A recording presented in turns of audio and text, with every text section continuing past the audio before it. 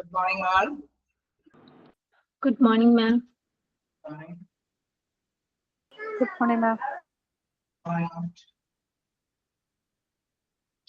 എല്ലാവരും കേറുന്നു അല്ലേ? വെയിറ്റ് ചെയ്യാം.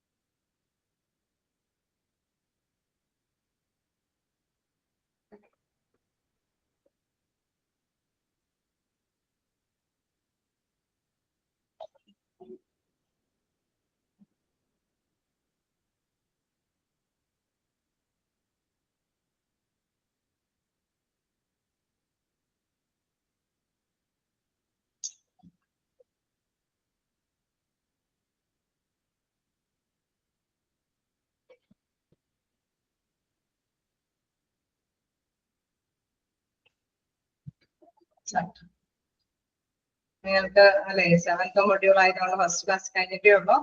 എന്തായാലും നിങ്ങൾക്ക് നെക്സ്റ്റ് പഠിക്കാനുള്ളത് ബിഹേവിയർ, ഓർഗനൈസേഷന്റെ ബിഹേവിയറിനെ കുറിച്ചിട്ടാണ്. കാണിച്ചു തരാം. സെക്കൻഡ് ചാപ്റ്റർ ആയിട്ട് വരും ഓർഗനൈസേഷണൽ ബിഹേവിയർ.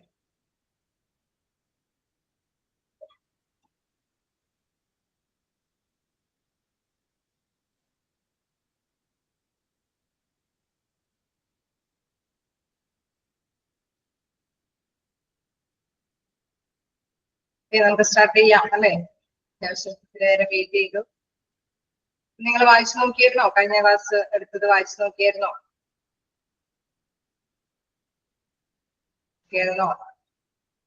എന്തെങ്കിലൊക്കെ ആശയങ്ങളൊക്കെ പിടികിട്ടിയോ? ചാപ്റ്റർ 3 എന്താ പറയുന്നത്, ഓരോരുത്തരുടെ ചിന്തകളും അല്ലെ, ട്രഡീഷണൽ ആയിട്ടുള്ള കൺസെപ്റ്റുകളും എല്ലാം കൂടി കൂട്ടിച്ചേർന്നിട്ടുള്ള ഒരു ചാപ്റ്റർ ആണ്. അപ്പൊ ലോജിക്കലി നമ്മളത് അല്ലെ, നമ്മൾ സിസ്റ്റമാറ്റിക് ആയിട്ടൊക്കെ തിങ്ക് ചെയ്തിട്ട് അവര് പ്രൊവൈഡ് ചെയ്യുന്ന മാറ്റേഴ്സ് ഒക്കെയാണ്. അപ്പൊ അതേ മീനിങ്ങിനൊക്കെ ജസ്റ്റ് ഒന്ന് മനസ്സിലാക്കി എടുക്കേണ്ടതുണ്ട്. എന്തായാലും വായിച്ചപ്പോ എന്തെങ്കിലുമൊക്കെ കിട്ടിയായിരുന്നോ കഴിഞ്ഞ ക്ലാസ്സിലെടുത്തത്? ഒക്കെയാണോ?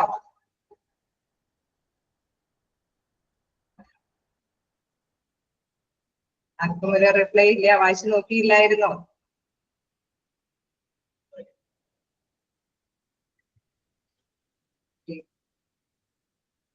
ക്ലാസ് കണ്ടിട്ടില്ല എന്ന് പറയുന്നു. എന്തായിരുന്നു? എനിവേ ക്ലാസ്സിൽ ഉണ്ടായിരുന്നവര് എന്തെങ്കിലും റിപ്ലൈ പറയാമോ?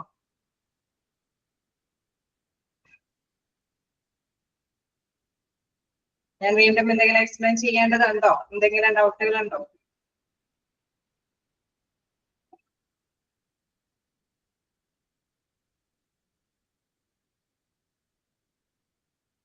എന്തെങ്കിലും ഡൗട്ടുകൾ ഉണ്ടോ?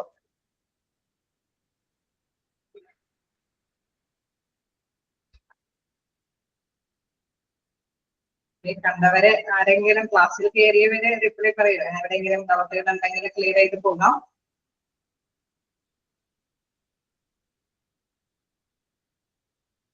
ചിലപ്പോ വായിച്ചു നോക്കിയിട്ടുണ്ടാവില്ല, അതുകൊണ്ടായിരിക്കും റിപ്ലൈ പറയാത്തത്.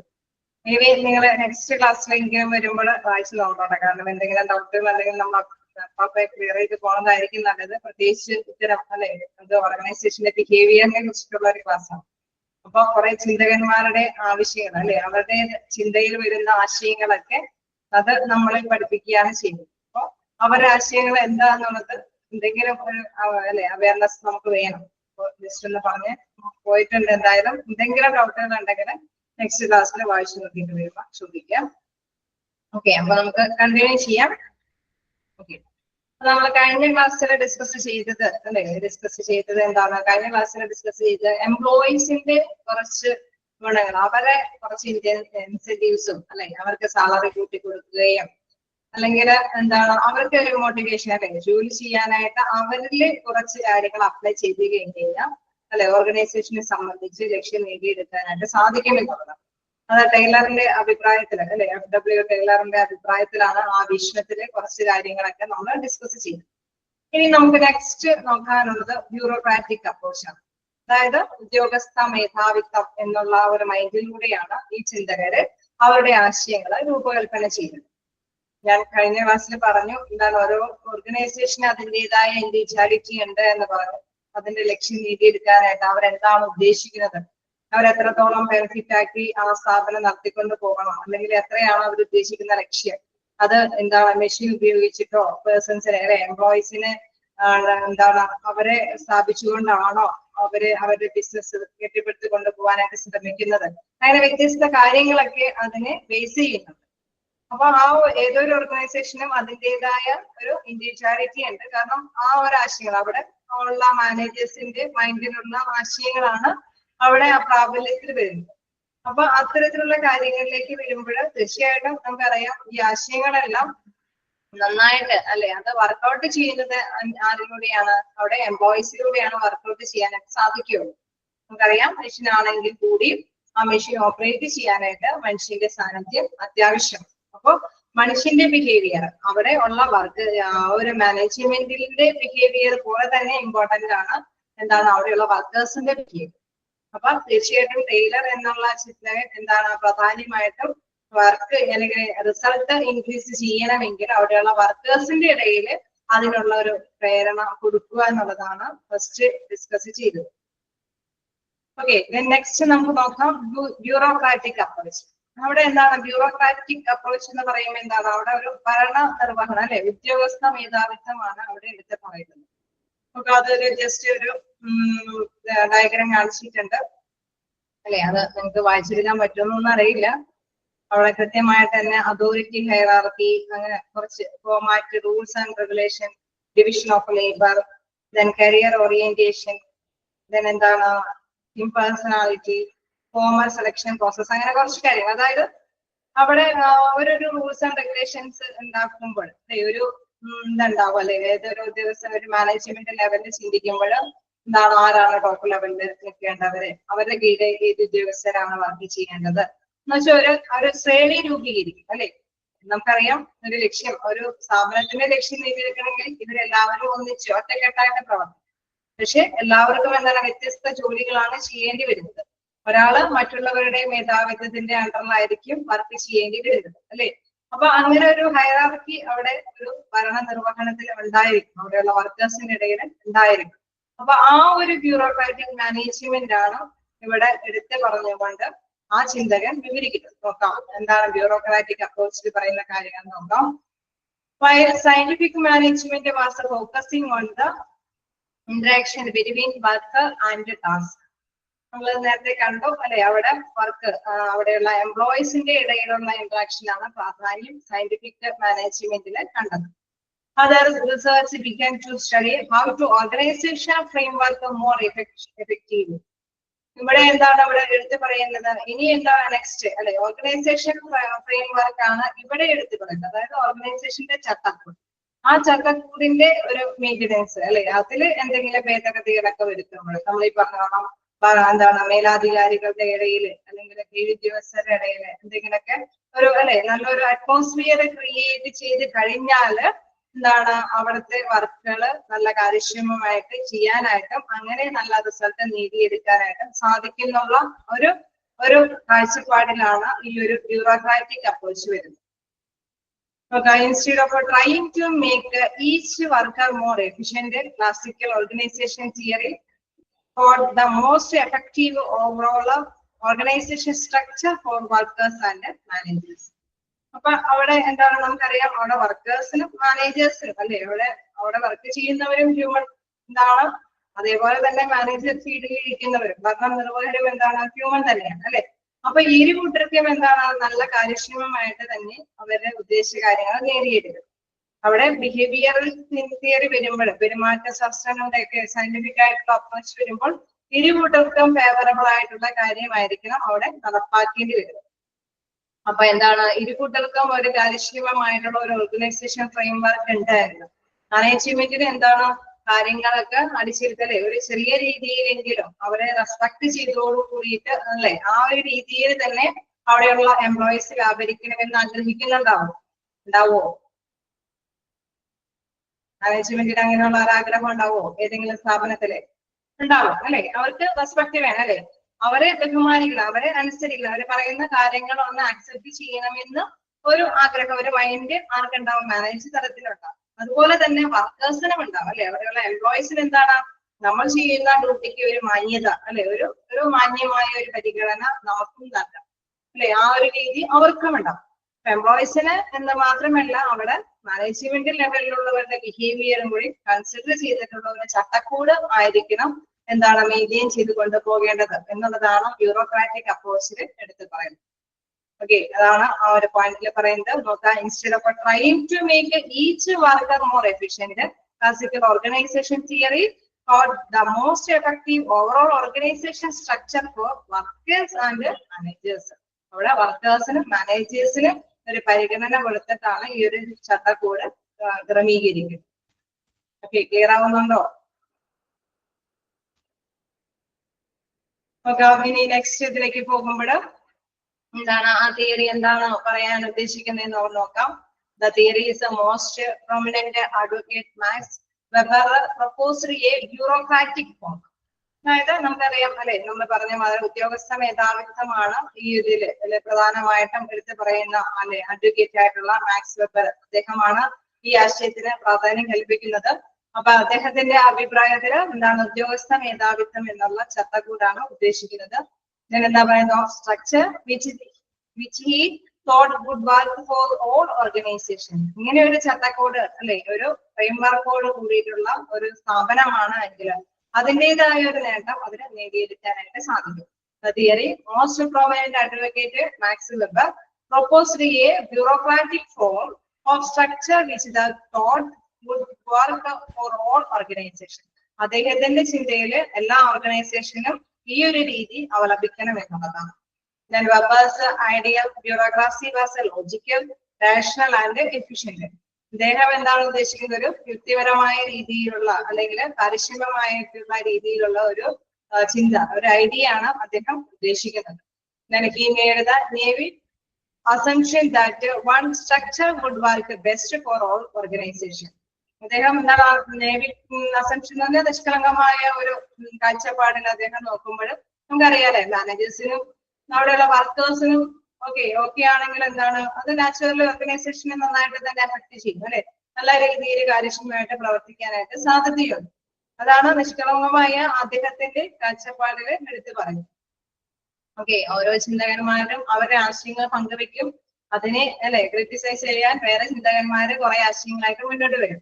ഓക്കെ, അതാണ് ഇവിടെ നിങ്ങൾക്ക് പഠിക്കാനുള്ളതിൽ മോസ്റ്റ് ഇമ്പോർട്ടന്റ് ആയിട്ട് വരുന്നത്. ആദ്യം ടൈലറിന് അദ്ദേഹത്തിന്റെ കാഴ്ചപ്പാട് വിവരിച്ചു, then അദ്ദേഹത്തെ വിമർശിച്ചുകൊണ്ട് അടുത്ത ആള് വന്നു, ഇനി ഇതും വിമർശിച്ചുകൊണ്ട് മറ്റൊരു പേഴ്സൺസ് അല്ലെ, അത് അവരുടെ ആശയങ്ങളാണ് ഇവിടെ എടുത്ത് പറയുന്നത്. ഓക്കെ, അപ്പൊ നിങ്ങൾ ക്യാച്ച് ചെയ്ത് പോകാം. എന്താണ് ഇദ്ദേഹത്തിന്റെ ആശയത്തിൽ എന്താണ് ബ്യൂറോക്രാസി അല്ലെ, ബ്യൂറോക്രാറ്റിക് അപ്രോച്ച് ആണ് വരുന്നത്. അവിടെ മാനേജ്മെന്റിനും വർക്കേഴ്സിനും പരിഗണന കൊടുത്തുകൊണ്ടുള്ള ഒരു ഫ്രെയിംവർക്ക്, ഒരു ഓർഗനൈസേഷന്റെ ചട്ടക്കൂടിനാണ് പ്രാധാന്യം കൊടുത്തിരിക്കുന്നത്. ഓക്കെ, അദ്ദേഹം എന്താണ് സാധാരണ രീതിയിൽ ഒരു അസംഷൻ അല്ലെ, ഒരു നിഷ്കളങ്കമായ ഒരു അസംഷനിലാണ് ഇത്തരത്തിലുള്ള ഒരു ചിന്താഗതി രൂപീകരിച്ചിരിക്കുന്നത്. ഓക്കെ, ജസ്റ്റ് വായിച്ചു നോക്കാം രണ്ട് പാരഗ്രാഫ്.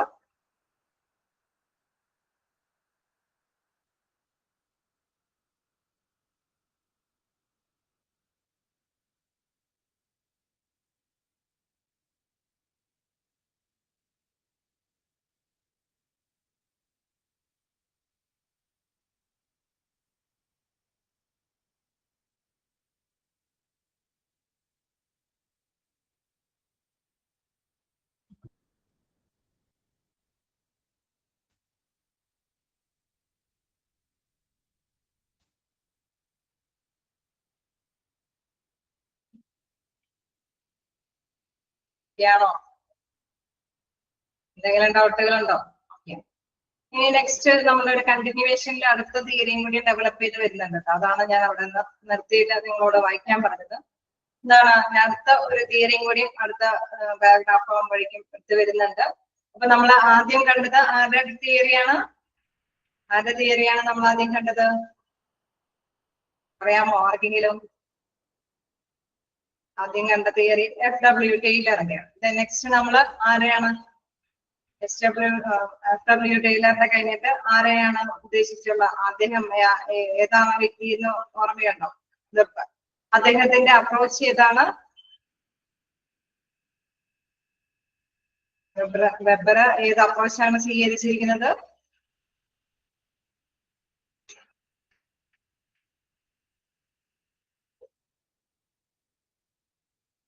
Bureaucratic approach. ടൈപ്പ് ചെയ്ത് വരുന്നേ ഉള്ളത് കൊണ്ടാണ്. ഓക്കെ, അപ്പൊ നെക്സ്റ്റ് എന്താണ്? ബ്യൂറോക്രാറ്റിക് അപ്രോച്ച് ആണ് നമ്മൾ കണ്ടത്. അപ്പൊ ഇത് ഇപ്പൊ ഈ രണ്ട് കാഴ്ചപ്പാടുകളും ഏകദേശം മനസ്സിലായി. ഇനി നെക്സ്റ്റ് പാരഗ്രാഫിൽ നോക്കാം. Henry Ford, Henry Fayol and Frederick W. Taylor, the early management pioneers recognized the behavior side of a management. Okay, അവിടെയെല്ലാം നമ്മൾ എപ്പോഴും എന്താണ് അവിടെ ബിഹേവിയറൽ സൈഡ് അവിടെ പ്രധാനമായിട്ട് അല്ലെ പെരുമാറ്റ ശാസ്ത്രത്തിന് പ്രാധാന്യം കൊടുത്തുകൊണ്ടാണ് ഈ ചിന്തകന്മാരെല്ലാം തന്നെ അവരുടെ ആശയങ്ങൾ പങ്കുവച്ചിരിക്കുന്നത്.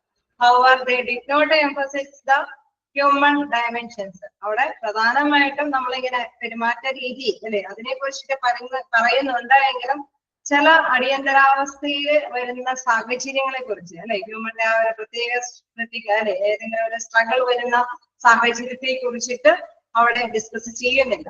Although there were varied and complex reasons for the emergency of the importance of the behavior approach to management.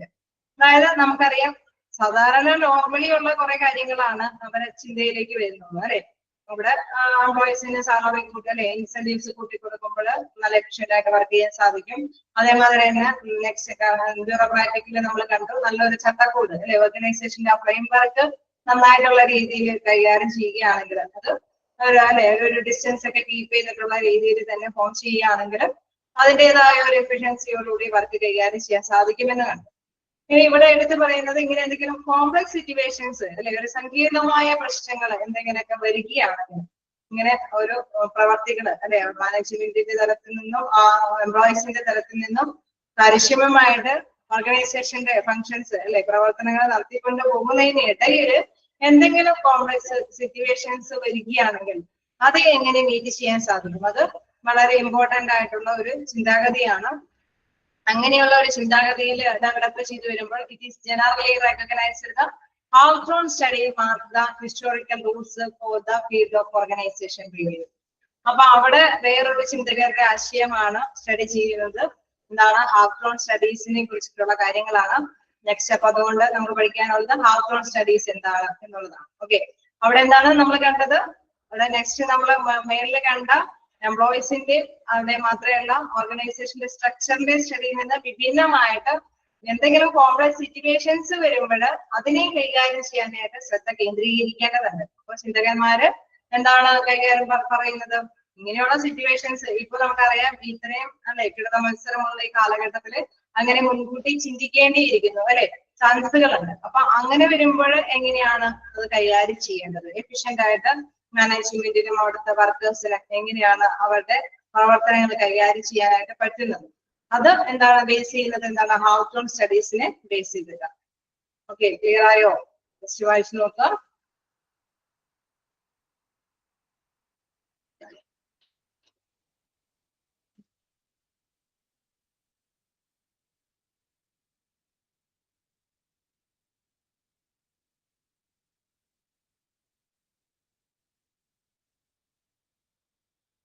ഞാൻ നേരത്തെ എഴുതിയാണ്ടാ പോകുന്നത്. കാരണം ജസ്റ്റ് വായിച്ച് ഒരു ഐഡിയ നിങ്ങൾക്കും കൂടി മനസ്സിലാക്കി എടുക്കാൻ വേണ്ടിയിട്ടാണ്. അല്ലാതെ വെറുതെ നിങ്ങൾ ഇപ്പൊ എന്താ പറയുക ഇതെടുത്ത് വായിച്ചു നോക്കിയാൽ ഒന്നും മനസ്സിലാവില്ല. ജസ്റ്റ് ഒരു ആശയമെങ്കിലും നിങ്ങളുടെ മൈൻഡിലേക്ക് കൊണ്ടുവരിക, എന്താണ് അത് ഉദ്ദേശിക്കുന്നത് എന്നുള്ളത്. ഓക്കെ,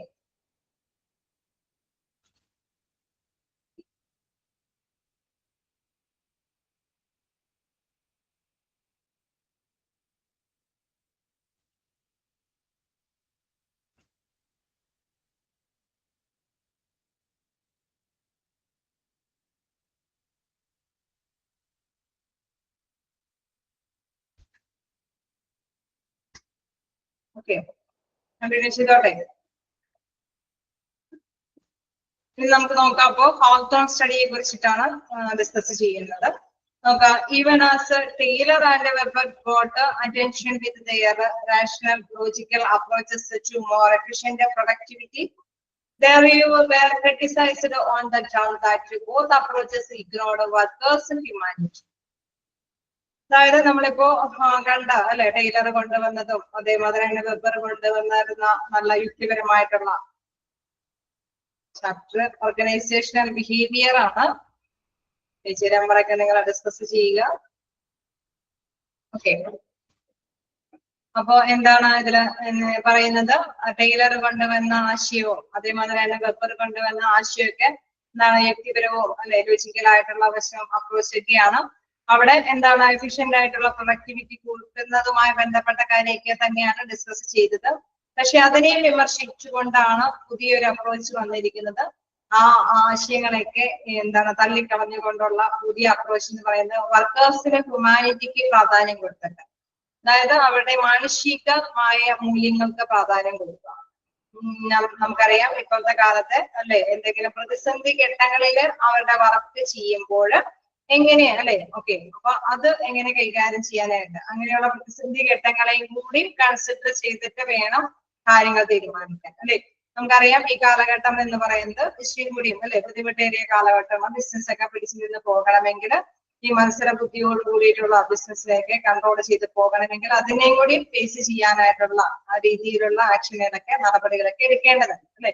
അപ്പൊ അത് തന്നെയാണ് ഇദ്ദേഹത്തിന്റെ കാഴ്ചപ്പാടിന് എന്താണ് മറ്റുള്ളവരെ വിമർശിച്ചുകൊണ്ട് വർക്കേഴ്സിന്റെ ഹ്യൂമാനിറ്റിക്ക് പ്രാധാന്യം കൊടുക്കുകയാണ്. മാനുഷികമായിട്ടുള്ള പരിഗണന അല്ലെ, മനുഷ്യന്റെ ആ ഒരു ശൈലി അല്ലെ. എപ്പോഴും നമുക്കറിയാം അവരെ അവഗണിച്ചു കഴിഞ്ഞു കഴിഞ്ഞാൽ അവരെ ഇപ്പൊ സങ്കീർണമായ പ്രശ്നങ്ങൾ വരുമ്പോൾ നാച്ചുറലി അവർക്ക് ഇൻസെന്റീവ്സ് ഒക്കെ കൂടി കൊടുക്കുന്നുണ്ടാവും. പക്ഷെ അവര് ഓക്കെ വർക്ക് ചെയ്യാൻ വില്ലിംഗമായിരിക്കും. പക്ഷെ അതിനേക്കാൾ വലിയ പ്രോബ്ലംസ് സിറ്റുവേഷൻസ് ഫേസ് ചെയ്യേണ്ടി വരുമ്പോൾ എന്താണ്, ഇവർക്ക് ഈ ഇൻസെന്റീവ്സ് കിട്ടിയില്ലെങ്കിൽ വേണ്ടില്ല ജോലി ഇട്ടിട്ട് പോകാൻ തോന്നും. ചില സ്ട്രഗിളും കാര്യങ്ങളൊക്കെ വരുമ്പോഴേ അല്ലെ, ഇപ്പൊ ഇത്ര സ്പീഡിൽ ഒക്കെ കൊടുക്കണം എന്നൊക്കെ പറയുമ്പോൾ എന്താണ് അവർക്കത് ചിലപ്പോൾ ഫേസ് ചെയ്യാൻ പറ്റിയെന്ന് വരും. അപ്പൊ അവരുടെ ആ ഹ്യൂമാനിറ്റിക്ക് കൂടുതൽ പരിഗണന കൊടുക്കണമെന്നുള്ളതാണ്. The real beginning of applied research in the area of organizational behavior started with the Hawthorne experiments. അപ്പൊ ഇത് എങ്ങനെയാണ് ഡെവലപ്പ് ചെയ്ത് വരുന്നത്? ഒരു ഹാൾട്ടോൺ എക്സ്പെരിമെന്റ്സിൽ നിന്നാണ് ഈ ഒരു ആശയം ഡെവലപ്പ് ചെയ്ത് വരുന്നത്, വികസിച്ചു വരുന്നത്. ആശയത്തിന്റെ കാര്യം നോക്കുക. The finding of these studies were given a new name, human relations. എന്താണ് ഈ ഒരു ഇതിന്റെ പേര് അല്ലെ, മാനുഷികമായിട്ടുള്ള ഘടകം. ആ ഒരു പരിഗണന അതിന് കൊടുക്കുന്നത് കൊണ്ട് തന്നെ അതിന്റെ പേര് അല്ലെ, ആ ഒരു സ്റ്റഡീസിന്റെ പേര് എന്ന് പറയുന്നത് ഹ്യൂമൻ റിലേഷൻസ്. എന്താണ് ആ സ്റ്റഡീസിന്റെ പേര് എന്ന് പറയുന്നത്? Human relations. അതൊക്കെ ജസ്റ്റ് ഒന്ന് മാർക്ക് ചെയ്ത് പോവാട്ടോ. അല്ലെ സ്റ്റഡീസില് പ്രാധാന്യം കൊടുത്തിരിക്കുന്ന റിലേഷൻ എന്തിനെ കുറിച്ചിട്ടുള്ള പ്രാധാന്യം കൊടുക്കുന്ന ഹ്യൂമൻ റിലേഷനെ കുറിച്ചിട്ടാണ് പ്രാധാന്യം കൊടുത്തിരിക്കുന്നത്. Then 1924, a group of professors such as John Mayo began an inquiry into the human aspects of work and working condition at the Hawthorne plant of Western Electric Company, Chicago. അതായത് ചിക്കാഗോയിലുള്ള ഈ western electric കമ്പനിയില് അവിടെയുള്ള വർക്കേഴ്സിന്റെ ഇടയിൽ അല്ലെ അവരുടെ ഇടയിൽ study ചെയ്തിട്ടാണ് ഈ ഒരു ഹൗത്തോൺ സ്റ്റഡീസ് മുന്നോട്ട് കൊണ്ടുപോയിരിക്കുന്നത്. അവരുടെ ഇടയിലെ ഹ്യൂമന്റെ ആ വശങ്ങൾ അല്ലെ, അവർക്ക് എന്തെങ്കിലും സ്ട്രഗിളുകളൊക്കെ വരുമ്പോൾ അവരെങ്ങനെയാണ് അത് കൈകാര്യം ചെയ്തത്.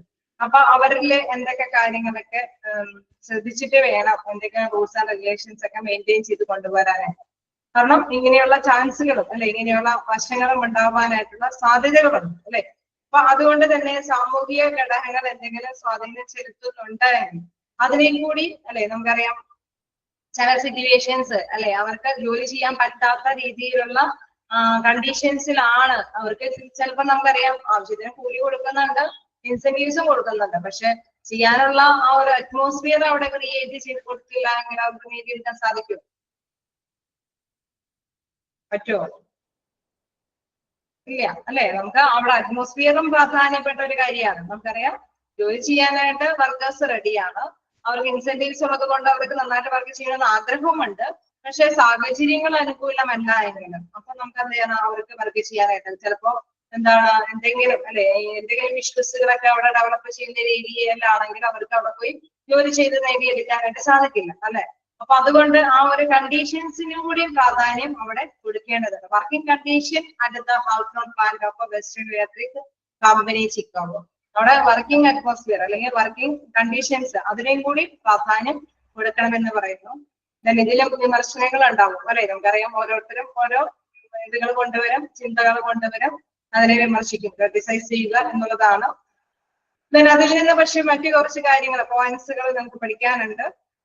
അതിന്റെ വിമർശനത്തിൽ എന്താ പറയുന്നത്, സ്റ്റഡീസ് ബ്രോട്ട് ജസ്റ്റ് ഒന്ന് വായിച്ചു നോക്കട്ടെ. കാരണം കണ്ടിന്യൂസ് ആയിട്ട് എടുത്ത് പോയാൽ ചിലപ്പോൾ ടച്ച് ചെയ്യാൻ പറ്റിയില്ലെങ്കിൽ എവിടെയെങ്കിലൊക്കെ എന്തെങ്കിലും കുറിച്ച് വെക്കേണ്ടതുണ്ടെങ്കിൽ കുറിച്ച് വെച്ചോ. കാരണം ഇടയ്ക്ക് എടുത്ത് നോക്കുമ്പോൾ മൈൻഡിലേക്ക് ഒന്നും കയറില്ല, അങ്ങനെ കുറെ തിയറി ആയതുകൊണ്ട്. ഓക്കെ, ജസ്റ്റ് വായിച്ചു നോക്കാം.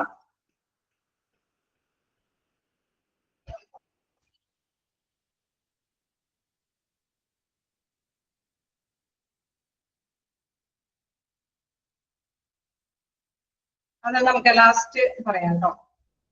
ഇതെല്ലാം കൂടി ഒന്ന് ഒരു കൺക്ലൂഷനിൽ എത്തട്ടെ, അല്ലെങ്കിൽ ആകെ ഡൗട്ട് ആവും.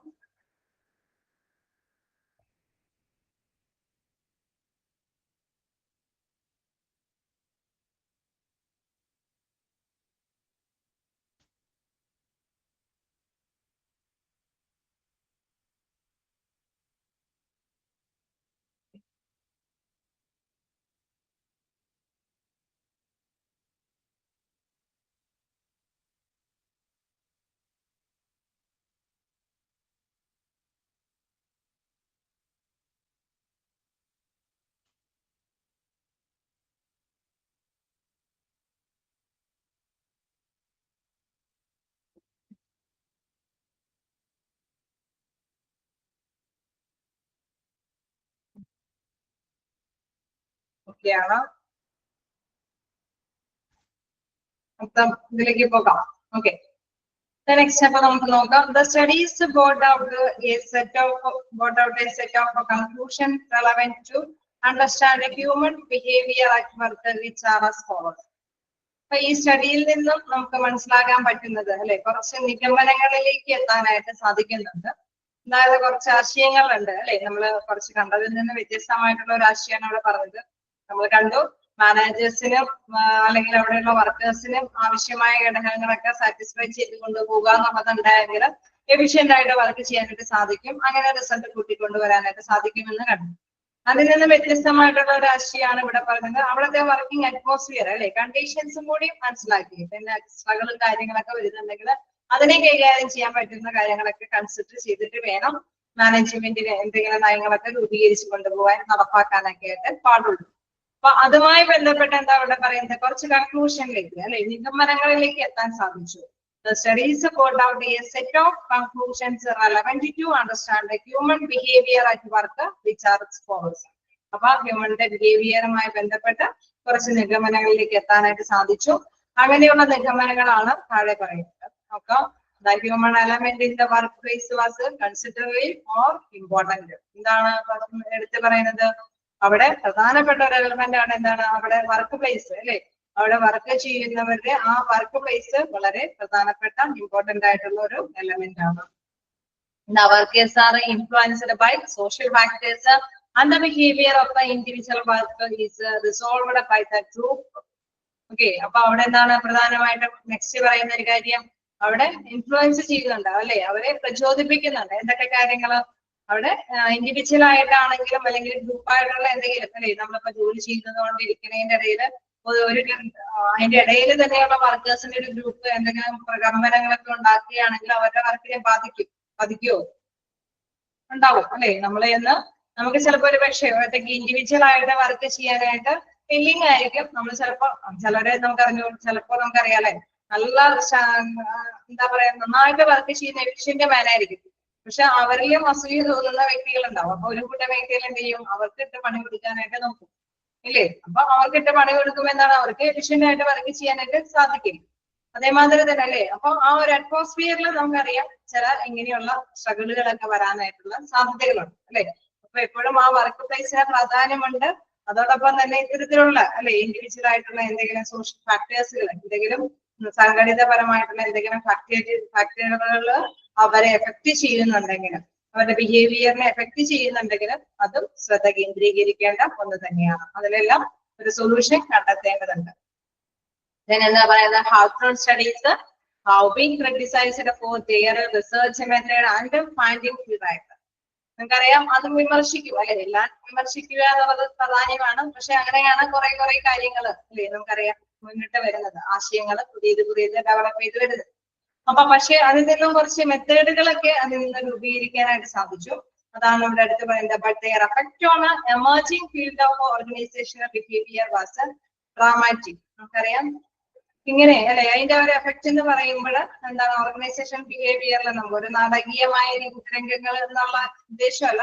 അതായത് ഇത്തരത്തിലുള്ള കാര്യങ്ങളൊക്കെ ശ്രദ്ധ കേന്ദ്രീകരിക്കുമ്പോൾ ഒരാൾക്ക് ഒരു സ്ട്രഗിൾ വന്നു കഴിഞ്ഞാല് ഇന്നിന്ന കാര്യങ്ങൾ ചെയ്യേണ്ടതായിട്ടുണ്ട്. അതുകൊണ്ട് ആരെയും അങ്ങനെയുള്ള കാഴ്ചപ്പാടിലൂടെ കാണാതെ ഒറ്റക്കെട്ടായിട്ട് തന്നെ ജോലി ചെയ്യാനായിട്ടുള്ള ഒരു പ്രേരണ ഘടകങ്ങളെല്ലാം അവർക്ക് കൊടുക്കണം. ഇങ്ങനെ ഒരാള് മാത്രം ചെയ്യുമ്പോൾ മറ്റുള്ളവർക്ക് അസൂയ വരാൻ സാധ്യതയുണ്ട് എന്നൊക്കെ മുൻകൂട്ടി കണ്ടുകൊണ്ട് ചില ആശയങ്ങളൊക്കെ ഡെവലപ്പ് ചെയ്യും അല്ലെ. അപ്പൊ അതൊരു നാടകീയമായ രീതിയിൽ തന്നെയാണ് അതൊക്കെ ഡെവലപ്പ് ചെയ്തുകൊണ്ട് വരുന്നത്. ഞാൻ എന്താണ് ഇവിടെ പറയുന്നത്, ഇതില് they helped us in a more human centered approach to work. ഇതിൽ നിന്ന് നമുക്ക് വ്യത്യസ്തമായ ഒരു കാര്യം എന്ന് പറയുന്നത് കൂടുതൽ മാനുഷിക കേന്ദ്രീകൃതമായിട്ടുള്ള രീതിയിൽ അല്ലെ, ആ ഒരു സഹായകമായ രീതിയിൽ തന്നെ കുറെ ആശയങ്ങൾ ഇതുകൊണ്ട് രൂപീകരിക്കാനായിട്ട് സാധിച്ചു എന്നുള്ളതാണ്. അപ്പൊ നമ്മൾ എന്താണ് ഈ ഒരു അപ്രോച്ച് എന്ന് പറയുന്നത് എന്താണ്, ഹാർട്ട്രോൺ സ്റ്റഡീസ് ആണ്. അവിടെ എന്താണ് മാനേജേഴ്സിനെ, അവിടെയുള്ള എംപ്ലോയീസിനെ മാത്രം കൺസിഡർ ചെയ്യുകയല്ല ചെയ്യുന്നത്, അവിടെയുള്ള വർക്കിംഗ് അറ്റ്മോസ്ഫിയർ അല്ലെ, വർക്കിംഗ് കണ്ടീഷൻ അല്ലെങ്കിൽ ഗ്രൂപ്പായിട്ടോ എന്തെങ്കിലുമൊക്കെ വന്നുള്ള സ്ട്രഗിളിംഗ് ഒരു അറ്റ്മോസ്ഫിയർ ഒക്കെ അതിനെയും കൂടി ബേസ് ചെയ്തിട്ടുള്ള കാര്യങ്ങൾക്കാണ് ഇമ്പോർട്ടൻസ് കൊടുത്തിരിക്കുന്നത്. ഓക്കെ, ക്ലിയർ ആയോ? ലിസ്റ്റ് വായിച്ചു നോക്കാം.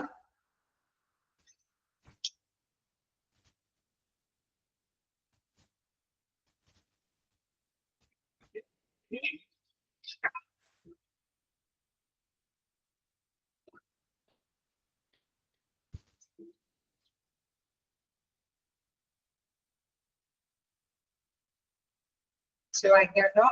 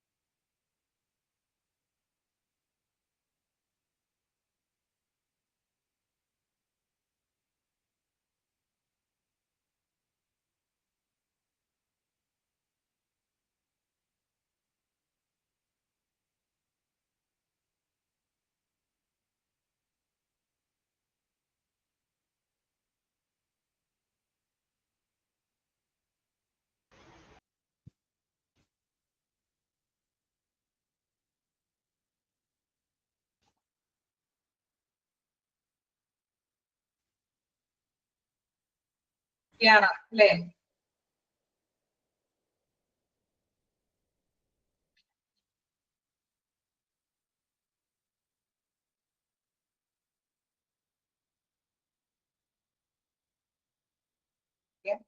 നമ്മള് കണ്ടു എന്താണ് അദ്ദേഹത്തിന്റെ കാഴ്ചപ്പാടിലുള്ള കുറച്ച് കാര്യങ്ങൾ കണ്ടു. ഇനി അതുമായി ബന്ധപ്പെട്ട അപ്രോച്ചസ് ഓർഗനൈസേഷണൽ ബിഹേവിയർ, എന്തൊക്കെ അപ്രോച്ചസ് അല്ലെ, സമീപനങ്ങൾ എന്തൊക്കെയാണെന്നുള്ള കാര്യമാണ് നെക്സ്റ്റ് നമുക്ക് ഡിസ്കസ് ചെയ്യാനുള്ളത്.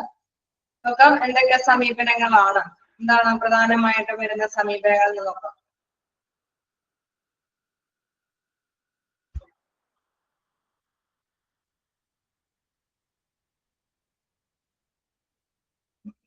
എത്ര തരത്തിലുള്ള സമീപനങ്ങളാണ്? there are mainly 4 approaches to organizational behavior. അതായത് 4 തരത്തിലുള്ള സമീപനങ്ങളാണ് വരുന്നത്. എന്തൊക്കെയാണ് അതിൽ വരുന്നത്? Human resource approach. എന്താണ് പറയുന്നത്? Human resource approach. Human resource അപ്രോച്ചിൽ എന്താണ് പ്രധാനമായിട്ടും പറയുന്നത്? Human resource approach, then contingency approach, a productivity approach, a system approach. അങ്ങനെ 4 തരത്തിലുള്ള സമീപനങ്ങളാണ് ഇവിടെ എടുത്തു പറയുന്നത്. അതില് ഫസ്റ്റ് വൺ പറയുന്നത് human resource approach. Human resource എന്ന് പറയുമ്പോൾ തന്നെ നമുക്കറിയാം അവിടെ എന്താണ് പ്രധാനമായിട്ട് ഉദ്ദേശിക്കുന്നത്. എന്താണ് അവിടെ ഹ്യൂമൻ റിസോഴ്സ് എന്ന് പറയുമ്പോൾ?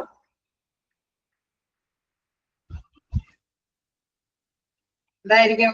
ഹ്യൂമന്റെ എബിലിറ്റി അല്ലെ, അവരുടെ കഴിവുകളും കാര്യങ്ങളും. ഹ്യൂമൻ ആണ് അവിടെ മോസ്റ്റ് ആയിട്ട്, മാനവ വിഭവശേഷിയാണ് പ്രധാനമായിട്ട് എടുത്തു പറയുന്നത്. ഓക്കെ, അപ്പൊ അവിടെ നോക്കാം. The human resource approach is concern with growth and the development of people toward a higher level of competency, creativity and fulfillment, because people are the central resource in any organization. നമുക്കറിയാം ആ ഒരു സമീപനം എടുത്ത് നോക്കുമ്പോൾ അല്ലെ, human പ്രാധാന്യം കൊടുത്തുകൊണ്ട് നമ്മൾ ആ ഒരു സമീപനത്തോടു കൂടി നോക്കിയാണ് എങ്കിൽ നമ്മളിപ്പോ കണ്ടു അല്ലെ, അവരുടെ എംപ്ലോയീസിന് പ്രാധാന്യം കൊടുത്തിട്ടുള്ള എല്ലാവരുടെ കുറച്ച് വീക്ഷണം കണ്ടു. മാനേജ്മെന്റിനും എംപ്ലോയീസിനും അല്ലെ പ്രാധാന്യം കൊടുത്തിട്ടുള്ള വീക്ഷണം കണ്ടു.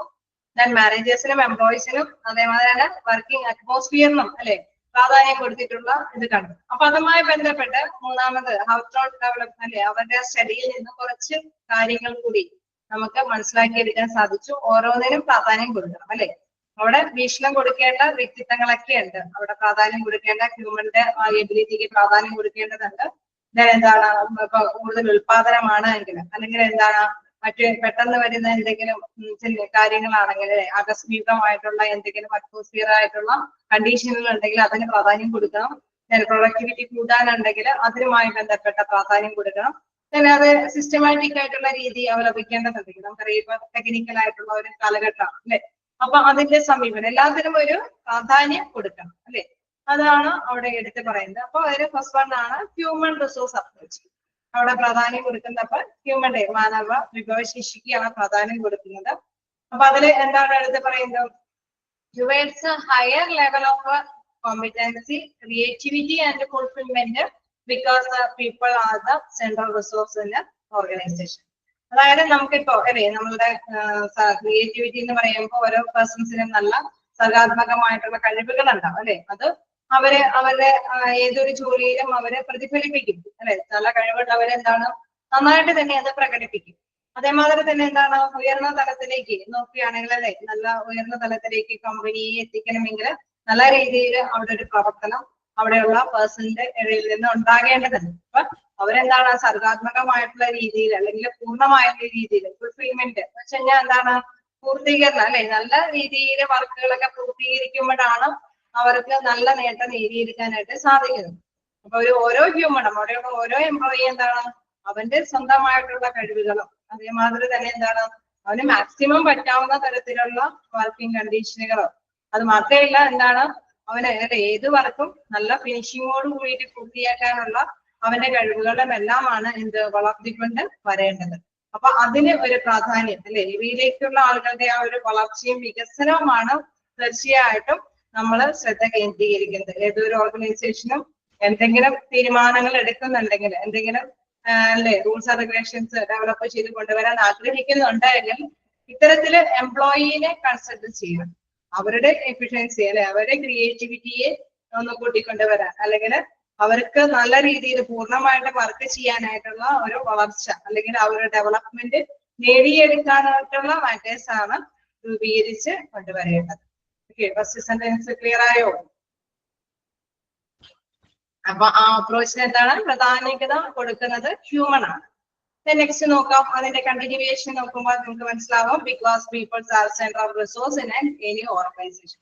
കാരണം നമുക്കറിയാം ഏതൊരു ഓർഗനൈസേഷനിലും സെൻട്രൽ പോയിന്റ് ആയിട്ട് നിൽക്കുന്നത് അല്ലെ, അവിടെ കേന്ദ്രീകൃതമായിട്ട് നിൽക്കുന്നത് ഹ്യൂമന്റെ റിസോഴ്സ് ആണ്. അവരുടെ ആ വിഭവശേഷിയാണ് കൂടുതലായിട്ട് ഇമ്പോർട്ടന്റ് ആയിട്ട് നിലകൊള്ളുന്നത്.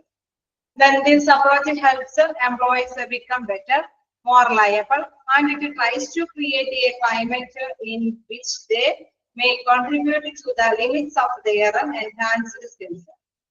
അപ്പൊ നമ്മൾക്ക് മനസ്സിലാവും എന്താണ് ഇവർക്ക് ഇങ്ങനെ ഒരു അല്ലെ, ഇവർക്ക് ഇതിങ്ങനെ ചെയ്യാനായിട്ട് അവരുടെ പൂർണ്ണമായിട്ടുള്ള കഴിവുകളൊക്കെ വിനിയോഗിക്കാനുള്ള സാഹചര്യങ്ങളൊക്കെ ഡെവലപ്പ് ചെയ്ത് കൊടുക്കുമ്പോൾ, അതിനുള്ള സാഹചര്യങ്ങളൊക്കെ അനുകൂലമാക്കി കൊടുക്കുമ്പോൾ എന്താണ് അവരെ തീർച്ചയായിട്ടും സ്ഥാപനത്തിനോട് ഒരു ലയബിൾ ആയിരിക്കും അല്ലെ, ഒരു ബാധ്യസ്ഥനായിരിക്കും. എനിക്ക് ഇത്രയും അല്ലെ കഴിവ് ചെയ്യാനായിട്ടുള്ള സമയം തന്നിട്ടുണ്ട്, ഇത്രയും ട്രെയിനിങ് തന്നിട്ടുണ്ട്, ഇൻസെന്റീവ്സ് കൂട്ടിത്തരുന്നുണ്ട്, അപ്പൊ ഞാനത് ചെയ്യാൻ ഒരു ബാധ്യസ്ഥനാണ് എന്നുള്ള ഒരു അപ്രോച്ചിലേക്ക് ഓരോ ഹ്യൂമനും വരില്ലേ? അങ്ങനെയൊക്കെ എന്തെങ്കിലും കൊടുക്കുകയാണ്. ഓക്കെ, അപ്പൊ അത് തന്നെയാണ് ഇവിടെ ഉദ്ദേശിക്കുന്നത്. അവിടെ അടിച്ചേൽപ്പിക്കുകയല്ല ചെയ്യുന്നത്. അവർക്ക് അങ്ങനെയുള്ള ഒരു സാഹചര്യം കൊടുക്കുമ്പോൾ അവർ ഓട്ടോമാറ്റിക്കലി എന്താണ് അവർ ബാധിക്കുകയായിട്ട് എനിക്ക് ആ ഡ്യൂട്ടി ചെയ്യാനായിട്ടുള്ള അർഹതയുണ്ട് അല്ലെ. This approach helps employees to become better, more liable, and it tries to create a climate in which they may contribute to the limits of their enhanced skill. അവരെ മാക്സിമം സ്കിൽ അല്ലെ, അവര് പരമാവധി അവരുടെ കഴിവ് ഉപയോഗിച്ചിട്ട് തന്നെ അവരുടെ അല്ലെ സുപ്രധാന കഴിവുകളെല്ലാം തന്നെ ഉപയോഗിച്ച് വർക്കുകളൊക്കെ ചെയ്യാനായിട്ട് ബാധ്യസ്ഥരായിട്ട് തീരുന്നു എന്നുള്ളതാണ്. എന്താണ് this approach is also known as supportive approach. ഇതിനെ പറയുന്ന മറ്റൊരു പേരാണ് ഇത് സപ്പോർട്ടീവ് അപ്രോച്ച്. ഓക്കെ, ഇതൊക്കെ ജസ്റ്റ് കാണുമ്പോൾ തന്നെ അറിയാലേ, ഇതൊക്കെ എന്തായാലും ഇമ്പോർട്ടന്റ് ആണ്. Supportive approach, human resource approach എന്ന് പറയുമ്പോൾ മറ്റൊരു പേര് എന്താണ് സപ്പോർട്ടീവ് അപ്രോച്ച് എന്ന് നമുക്ക് മനസ്സിലാക്കിയെടുക്കാൻ സാധിക്കും. Because the manager's primary role changes from control of employee to active support of their growth and performance. കാരണം അവിടെയുള്ള മാനേജേഴ്സ് ലക്ഷ്യമിടുന്നത് എന്താണ് അല്ലെ, പ്രധാനമായിട്ടും ലക്ഷ്യമിടുന്നത് അവിടെയുള്ള വർക്കേഴ്സിനെ ആക്റ്റീവായിട്ട് സപ്പോർട്ട് ചെയ്ത് അവരുടെ കഴിവുകളും അല്ലെങ്കിൽ നോളജുകളൊക്കെ വർദ്ധിപ്പിച്ച് അവരുടെ പ്രകടനം വികസിപ്പിച്ച് കൊണ്ടുവരിക എന്നുള്ളതാണ് പ്രധാനമായിട്ടും അവിടെ മാനേജേഴ്സ് ചിന്തിക്കുന്നത്. ഓക്കെ, ഇതാണ് സപ്പോർട്ടീവ് അപ്രോച്ചിന് പ്രാധാന്യത്തോടു കൂടി തന്നെ പറയുന്നത്. ഓക്കെ, ജസ്റ്റ് വായിച്ചു നോക്കാം.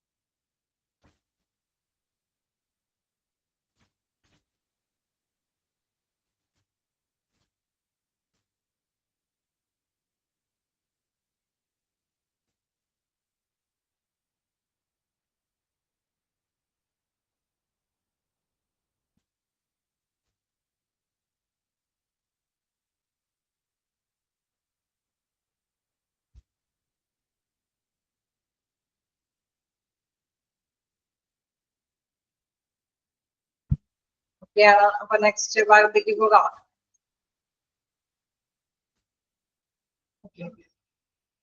നെക്സ്റ്റ് നമുക്ക് നോക്കാം കണ്ടിജൻസി അപ്രോച്ച്. എന്താണ് കണ്ടിജൻസി അപ്രോച്ച് എന്ന് പറയുന്നത്? ആകസ്മിക സമീപനം എന്നാണ് അതുകൊണ്ട് ഉദ്ദേശിക്കുന്നത്. അതായത് നമുക്കറിയാം ട്രഡീഷണൽ ആയിട്ടുള്ള കൺസെപ്റ്റിൽ നിന്ന് വ്യത്യസ്തമായിട്ട് അല്ലെ, നമുക്ക് ഈ കാലഘട്ടത്തിനനുസരിച്ചിട്ട് തന്നെ അതിനെ സമീപിക്കേണ്ടതുണ്ട് അല്ലെ. അപ്പോൾ നോക്കാം, ഈ contingency approach to organisational behaviour implies various circumstances require different behavior practice for effectiveness instead of the traditional approach to one best way for all situations. അതായത് നമുക്ക് അല്ലെ പഴയ കാലഘട്ടത്തില് ഈ ഓരോ സിറ്റുവേഷൻസും വ്യത്യസ്തമാണ് അല്ലെ. പഴയ കാലഘട്ടത്തിൽ ഉണ്ടായിരുന്ന ഇതുകളല്ല അല്ലെ, ഫേസ് ചെയ്യേണ്ട പ്രോബ്ലംസ് ഒന്നല്ല ഈ കാലഘട്ടത്തിൽ വരുന്നത് ആണോ? നമുക്കറിയാം ഇപ്പോഴത്തെ കുട്ടികളെ തന്നെ വളർത്തിയെടുക്കുമ്പോൾ പഴയ കാലഘട്ടത്തിൽ ഉണ്ടായിരുന്ന ബുദ്ധിമുട്ടുകളല്ല ഇപ്പോൾ അല്ലെ. ഇപ്പോ നെറ്റിന്റെ ഒക്കെ ഒരു കാലഘട്ടം ആയതുകൊണ്ട് ഇന്റർനെറ്റിന്റെ ഒക്കെ കൈകാര്യം ചെയ്യാനായിട്ടുള്ള കൺട്രോളിങ് ഉണ്ടാക്കുക എന്നുള്ളതൊക്കെയാണ് ഭയങ്കര ബുദ്ധിമുട്ട് അല്ലെ. ശരിയാണോ? അവിടെ മാത്രമാണോ എന്ന് അറിയില്ല, എവിടെയും എങ്ങനെയാണോ? അതെ. അപ്പൊ നമുക്ക് അല്ലെ ജനിക്കുമ്പോൾ തുടങ്ങിയ പഴയ കാലഘട്ടത്തിലെ പാരന്റ്സിനോട് ചോദിച്ച് ഇങ്ങനെയൊന്നും ഇല്ല, കാരണം അന്നത്തെ കാലഘട്ടത്തിൽ ഇങ്ങനെയൊന്നും ഡെവലപ്പ് ചെയ്തിട്ടില്ല അല്ലെ. ഈ കാലഘട്ടത്തിലാണെങ്കിൽ നമുക്കറിയാം ജനിക്കുമ്പോൾ തുടങ്ങി നെറ്റിന്റെ ഒരു കാലഘട്ടമാണ്. അപ്പൊ അതുകൊണ്ട് തന്നെ എന്താണ് എല്ലാ കുട്ടികൾക്കും നല്ല അറിവും നോളജ് ഒക്കെ ഉണ്ട്. അവർക്ക് അതും വേണമെന്നൊക്കെ വാശി പിടിക്കും. തന്നെ ഉള്ള സമയമൊക്കെ അവർ അങ്ങനെയൊക്കെ യൂട്ടിലൈസ് ചെയ്ത് കളയും അല്ലെ. അപ്പൊ പഴയ തലമുറയ്ക്ക് അറിയാൻ പാടില്ലാത്ത മാറ്റേഴ്സ് ആണ് ഈ കാലഘട്ടത്തിൽ വരുന്നത്. അപ്പൊ അതുകൊണ്ട് തന്നെ നമുക്കറിയാം ഈ ഒരു ഏതൊരു കാലഘട്ടത്തിലും അതിൻ്റെതായ പ്രശ്നങ്ങളുണ്ട് അല്ലെ. അതൊന്നും ഒരിക്കലും ട്രഡീഷണൽ ആയുള്ള കൺസെപ്റ്റ് കൊണ്ട് കൈകാര്യം ചെയ്തെടുക്കാനായിട്ട് സാധിക്കില്ല അല്ലെ. പഴയ രീതി കൊണ്ട് നമുക്ക് അത് കൈകാര്യം ചെയ്തെടുക്കാനായിട്ട് സാധിക്കില്ല. അത് തന്നെയാണ് ഇവിടെ പറയുന്നത്. The contingency approach to organizational behavior involves various circumstances or require different behavior practices for effectiveness. അതായത് നമുക്കറിയാം കാര്യക്ഷമമായിട്ട് പ്രവർത്തിക്കാനൊക്കെ ആയിട്ട് ഒരുപാട് അല്ലെ വ്യത്യസ്ത തരത്തിലുള്ള ബിഹേവിയർ ഉള്ള ആൾക്കാരാണ് അവിടെ ഡ്യൂട്ടി ഒക്കെ ചെയ്യുന്നത്.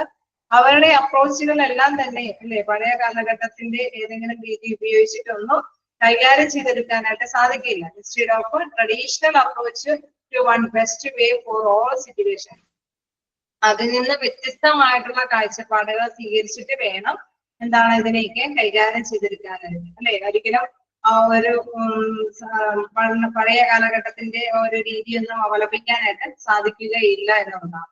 Each situation must be analyzed carefully to determine the significant variable that exists in order to establish the kinds of practices that will be more effective.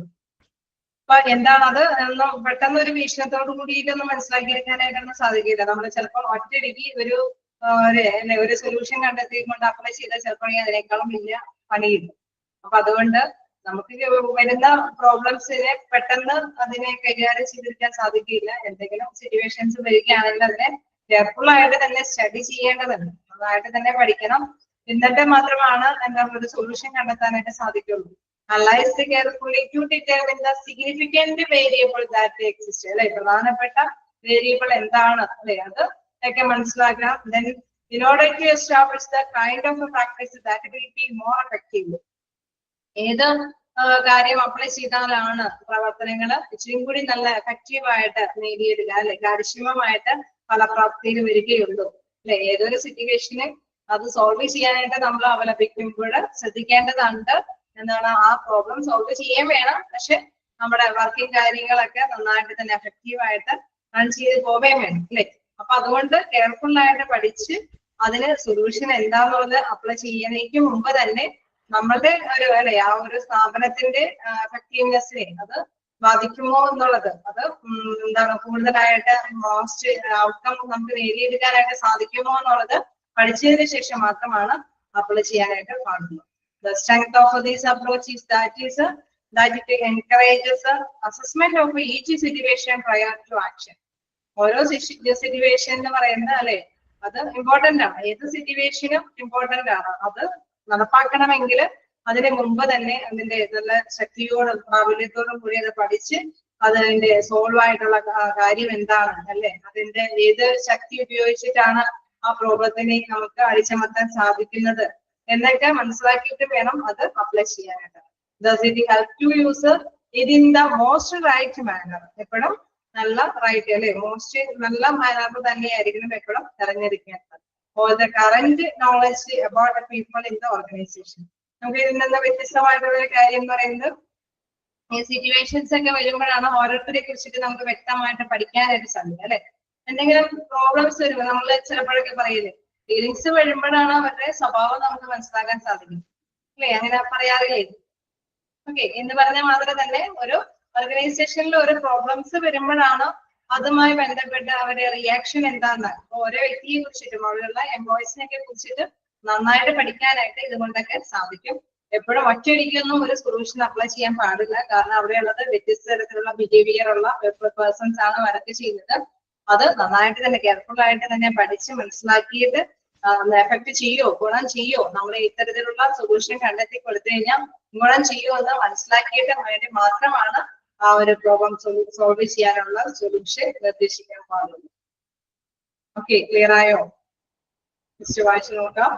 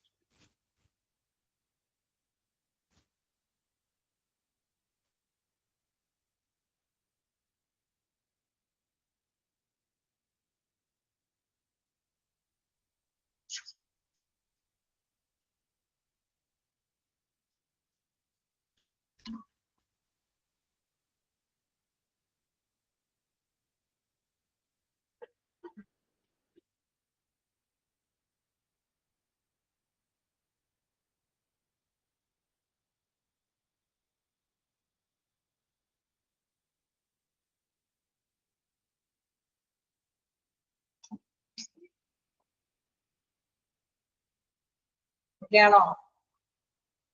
അപ്പൊ നമ്മൾ ഏതൊക്കെ അപ്രോച്ചാണ് ഇപ്പൊ പഠിച്ചു പോയത്? ജസ്റ്റ് ഒന്ന് ഓർമ്മയിൽ വെച്ച്, അല്ലെങ്കിൽ നിങ്ങൾ ആകെ നമ്മൾ എപ്പോഴും കേൾക്കുന്ന കാര്യങ്ങളല്ല അല്ലെ. അതുകൊണ്ട് തന്നെ അതൊന്ന് ഓർമ്മയിലേക്ക് കൊണ്ടുവരിക. ഏതൊക്കെ അപ്രോച്ചാണ് ഇപ്പൊ നമ്മൾ ജസ്റ്റ് കണ്ടത്? ഹ്യൂമൻ റിസോഴ്സ് അപ്രോച്ച് കണ്ടു. നെക്സ്റ്റ്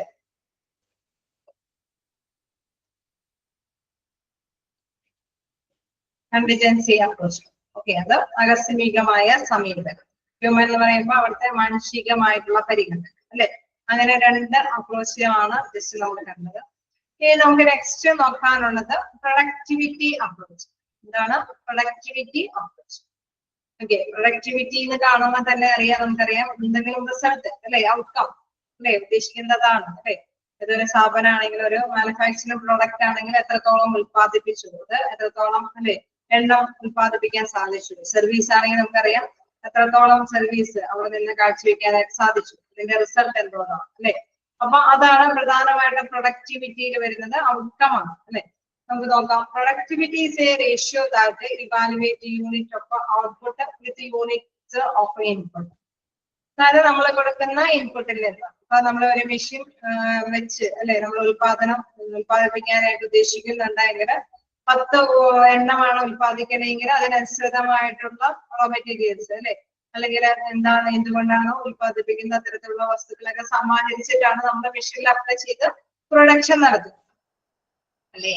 ആണ്. ഓക്കെ, അതേമാതിരി തന്നെ നമ്മൾ സർവീസ് ചെയ്യുന്നുണ്ടെങ്കിൽ, നമ്മളറിയാം ഒരു ട്യൂഷൻ എടുക്കുന്നുണ്ടെങ്കിൽ അവിടെ ടീച്ചേഴ്സിനെ അല്ലെ നമ്മൾ കൊണ്ട് ഒരു ട്യൂഷൻ സെന്റർ ആണ് നടത്തണമെങ്കിൽ ഓരോ വിഷയത്തിനുള്ള ടീച്ചേഴ്സിനെയൊക്കെ നമ്മൾ അവിടെ അപ്പോയിന്റ്മെന്റ് കൊടുക്കണം അല്ലെ. അപ്പൊ അത്തരത്തിലുള്ള പേഴ്സൺസിന് അപ്പോയിന്റ്മെന്റ് കൊടുക്കുമ്പോൾ അവിടെ ഇൻപുട്ടായിട്ട് ടീച്ചേഴ്സിനെയാണ് ഇൻപുട്ടായിട്ട് കൊടുക്കുന്നത്. ദെൻ ഔട്ട്പുട്ടായിട്ട് വരുന്നത് എത്രത്തോളം പേഴ്സൺസ് അവിടെ പഠിക്കുന്നുണ്ട്, അവരിൽ നിന്ന് കിട്ടുന്ന ഇൻകം ആണ് അവിടുത്തെ ഔട്ട്പുട്ട് അല്ലെ. നമുക്കറിയാം ബേസിക്കലി അവിടെ ടീച്ചേഴ്സിന് നമ്മൾക്ക് സാലറി കൊടുക്കണം.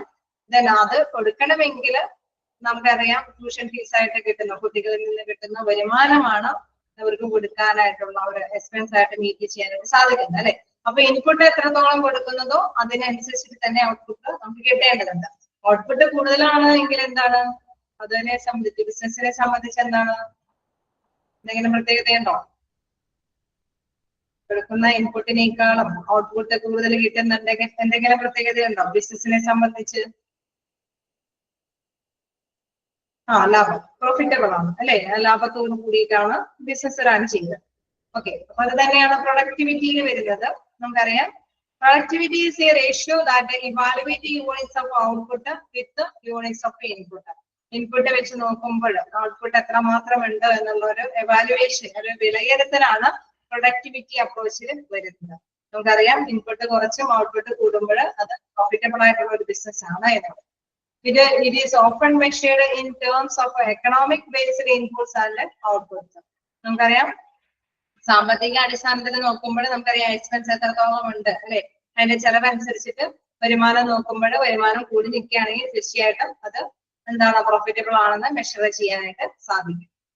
എന്താണ് പറയുന്നത്, ഈ more outputs can be produced from the same amount of inputs productivity is improved. ഞാൻ പറഞ്ഞ പോയിന്റ് തന്നെ അവിടെ എടുത്ത് പറയുന്നത് എന്താണ്, കൂടുതലായിട്ട് അല്ലെ കൂടുതൽ ഔട്ട്പുട്ട് വരുന്നുണ്ടെങ്കിൽ, ഇൻപുട്ടിനെ അപേക്ഷിച്ച് കൂടുതൽ റിസൾട്ട് വരുന്നുണ്ടെങ്കിൽ പ്രൊഡക്ടിവിറ്റി കൂടുതലാണ്, ഇംപ്രൂവ് ചെയ്തിട്ടുണ്ടെന്ന് അറിയാം. But beside economic inputs and outputs, human and social inputs and outputs also R significant. നമ്മൾ എക്കണോമിക് ലെവലിൽ നോക്കുമ്പോൾ എക്സ്പെൻഡിച്ചറിനേക്കാളും വരുമാനം കൂടുന്നുണ്ടെങ്കിൽ ഔട്ട്പുട്ട് ഒക്കെയാണ് അല്ലെ. അത് നമുക്കറിയാം മികച്ച വരുമാനം തരുന്ന ഒരു ബിസിനസ് ആയിട്ട് കാണുന്നു.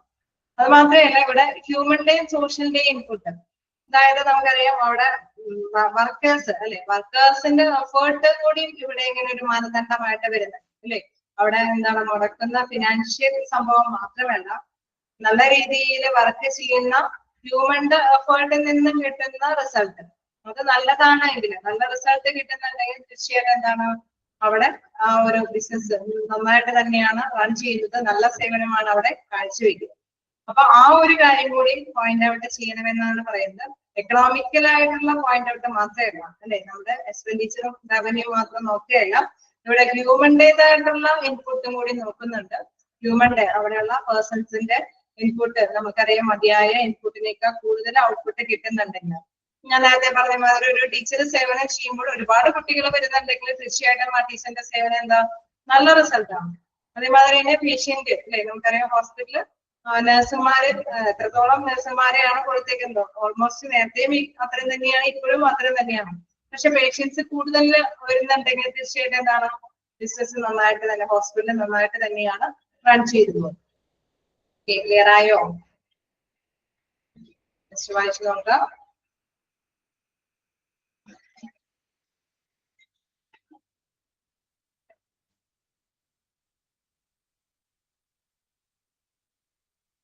ഒരു വിഷമകരമായ ഒരു കാര്യം കൂടി പറയാനുണ്ട്. നെക്സ്റ്റ് കവറും ഞാൻ തന്നെയാണ് കുറച്ചു നേരം എടുക്കാനായിട്ട് പറഞ്ഞിരിക്കുന്നത്. കാരണം മിസ്സിന് വയ്യായികയുണ്ട്, ഉഷ മിസ്സിന്. സോ അതുകൊണ്ട് കണ്ടിന്യൂ ചെയ്യാൻ പറഞ്ഞിട്ടുണ്ട്. നിങ്ങൾക്ക് ബുദ്ധിമുട്ടാവോ? ബോറടിക്കുന്നുണ്ടോ? ഇപ്പൊ ചെറിയ ബ്രേക്ക് എടുത്തോളൂ. ഒറ്റയടിക്ക് ഞാൻ എടുക്കുന്നില്ല. ചെറിയ ബ്രേക്ക് എടുത്തിട്ട് നമുക്ക് സ്റ്റാർട്ട് ചെയ്യാം. പക്ഷെ വിട്ടു പോകണ്ട, ക്ലാസ് തന്നെ കണ്ടിന്യൂ ചെയ്യാം.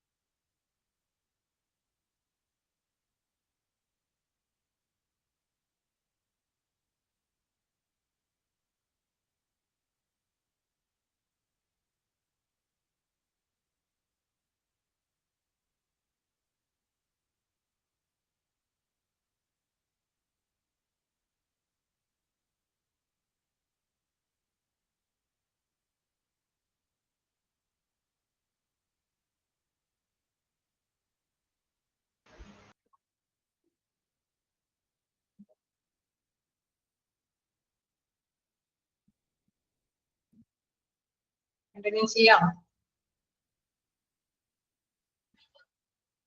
ബ്രേക്ക്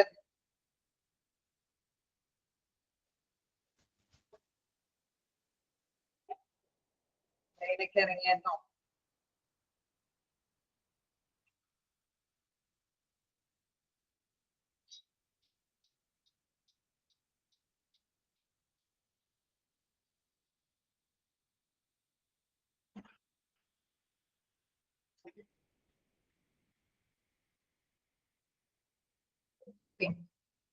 നമുക്ക് സ്റ്റാർട്ട് ചെയ്യാം അല്ലെ.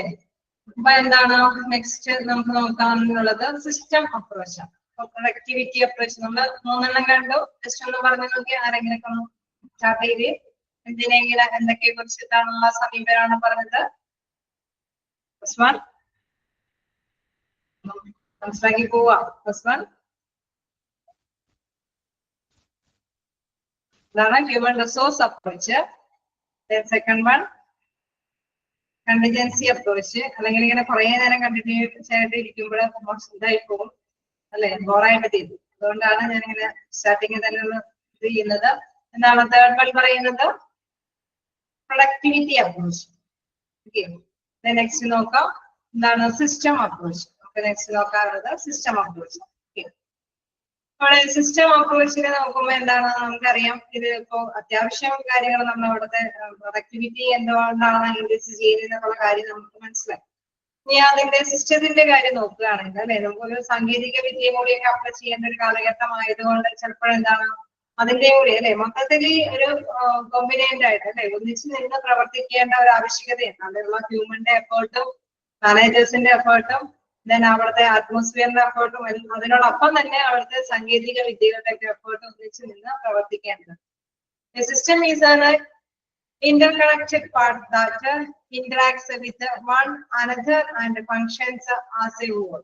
അതായത് നമുക്കറിയാം മൊത്തത്തില് അല്ലെ ഒരു സംഭവമാണ് നമുക്ക് കാണിച്ചു തരാം. നമുക്കറിയാം ഒരു സിസ്റ്റത്തിന്റെ ഉള്ളിൽ അപ്ലോഡ് ചെയ്യുക എന്ന് പറയുമ്പോൾ എന്താണ്, ഓരോരുത്തരും ഓരോ ദിവസമൊക്കെ ചെയ്യണതിന്റെ മൊത്തത്തിലുള്ള ഒരു അവലോകനമാണ് ആ സിസ്റ്റത്തിൽ നിന്ന് കിട്ടുന്നത് അല്ലേ. ഓരോ പേഴ്സന്റെ എത്രത്തോളം എഫേർട്ടുകളാണ് നമ്മുടെ സിസ്റ്റത്തിൽ നിന്ന് നമ്മൾ എന്തെങ്കിലും നോക്കിയെടുക്കുമ്പോൾ കിട്ടുന്നത് ഒന്നിച്ചാണ് നമുക്ക് കിട്ടുന്നത് അല്ലെ. അപ്പൊ അവിടെ നോക്കാം, a system is an interconnected part that interacts with one another and functions as a whole. അല്ലെ, ഓരോരുത്തരുടെയും പ്രവർത്തനങ്ങളുടെ മൊത്തത്തിലുള്ള ഒരു പ്രതിഫലനമാണ് സിസ്റ്റത്തിലൂടെ നമുക്ക് വീക്ഷണം ചെയ്തെടുക്കാനായിട്ട് സാധിക്കുന്നത്.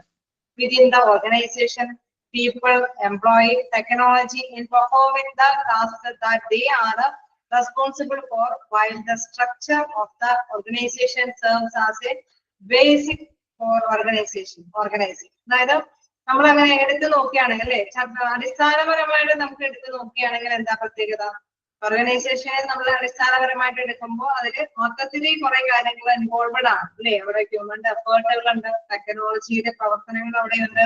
then എന്താണ് ഓരോരുത്തരുടെയും ഉത്തരവാദിത്തങ്ങൾ നിർവഹിക്കുന്ന അല്ലെ മാനേജേഴ്സ് ആണെങ്കിൽ അവരുടെ റെസ്പോൺസിബിലിറ്റീസ് ഒക്കെ അവർ നന്നായിട്ട് നിർവഹിക്കുന്നുണ്ട്. ഒരു ചട്ടക്കൂട് അല്ലെ, നല്ലൊരു ചട്ടക്കൂടിന്റെ റിസൾട്ട് ആണ് ശരിക്കും അടിസ്ഥാനപരമായിട്ട് എന്താ മൊത്തത്തിൽ നമുക്ക് വീക്ഷണം ചെയ്തിരിക്കുന്നത്. ഒരു ഹോസ്പിറ്റൽ നല്ലൊരു ഹോസ്പിറ്റലാണ് എന്ന് അറിയപ്പെടണമെങ്കിൽ അവിടെ എന്താണ് അവിടുത്തെ ഡോക്ടറിന്റെ മാത്രം കഴിവുകൊണ്ടാണോ? ആണോ ഡോക്ടറിന്റെ മാത്രം കഴിവുകൊണ്ടാണോ അവിടെ ആ ഹോസ്പിറ്റല് നല്ല ഹോസ്പിറ്റലാണെന്ന് അറിയപ്പെടുന്നത്? ഓ, തീർച്ചയായിട്ടും നിങ്ങളുടെ ഈ ഒരു മെസ്സേജ് കാണാനായിട്ട് സാധിക്കുന്നില്ല. ഓക്കെ,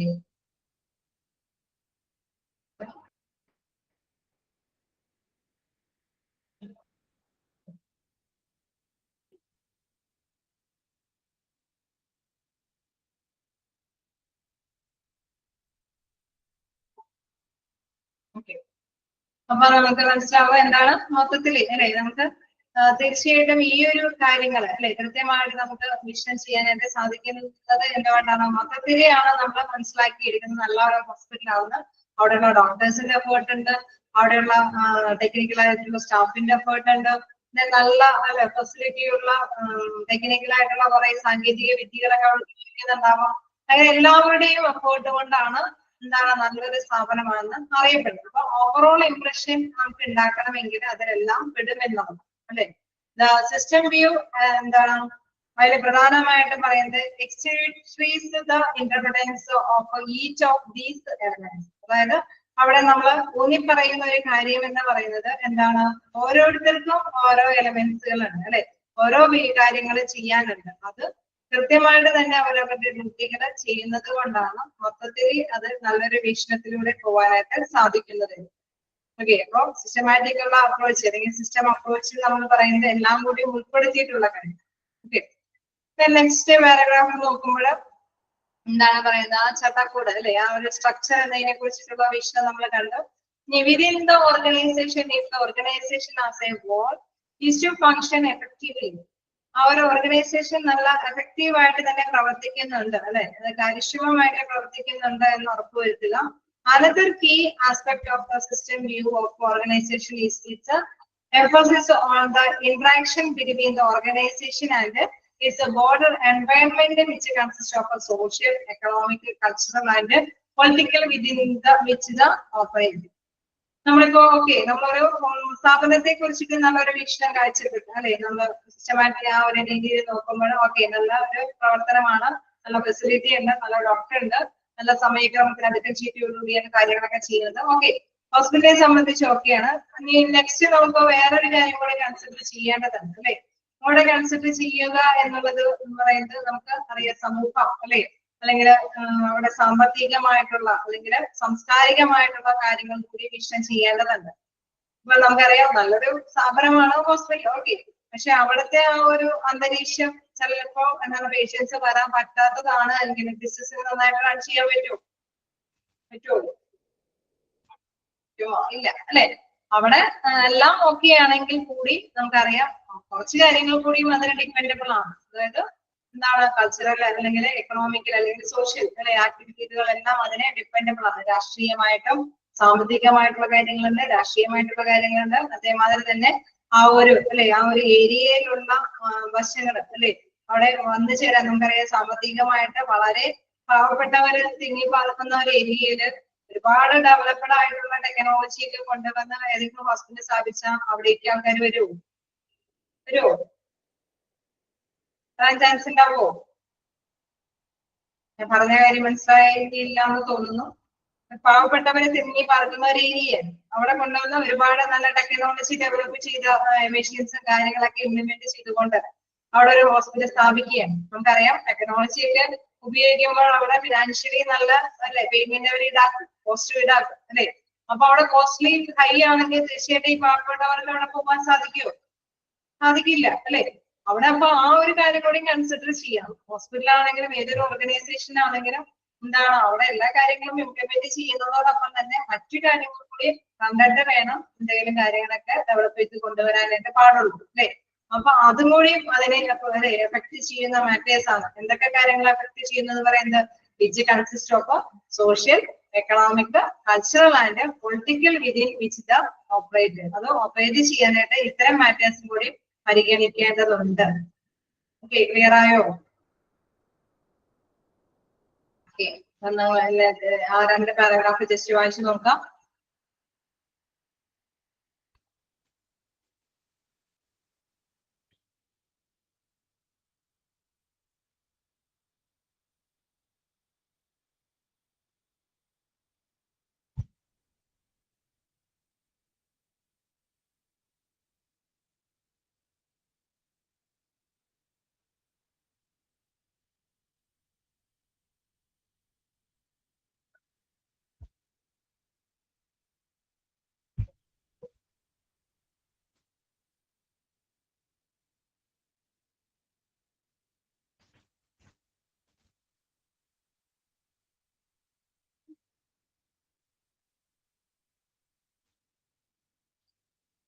അല്ലേ, കുഴപ്പമില്ലല്ലോ, കണ്ടിന്യൂ ചെയ്തോട്ടെ.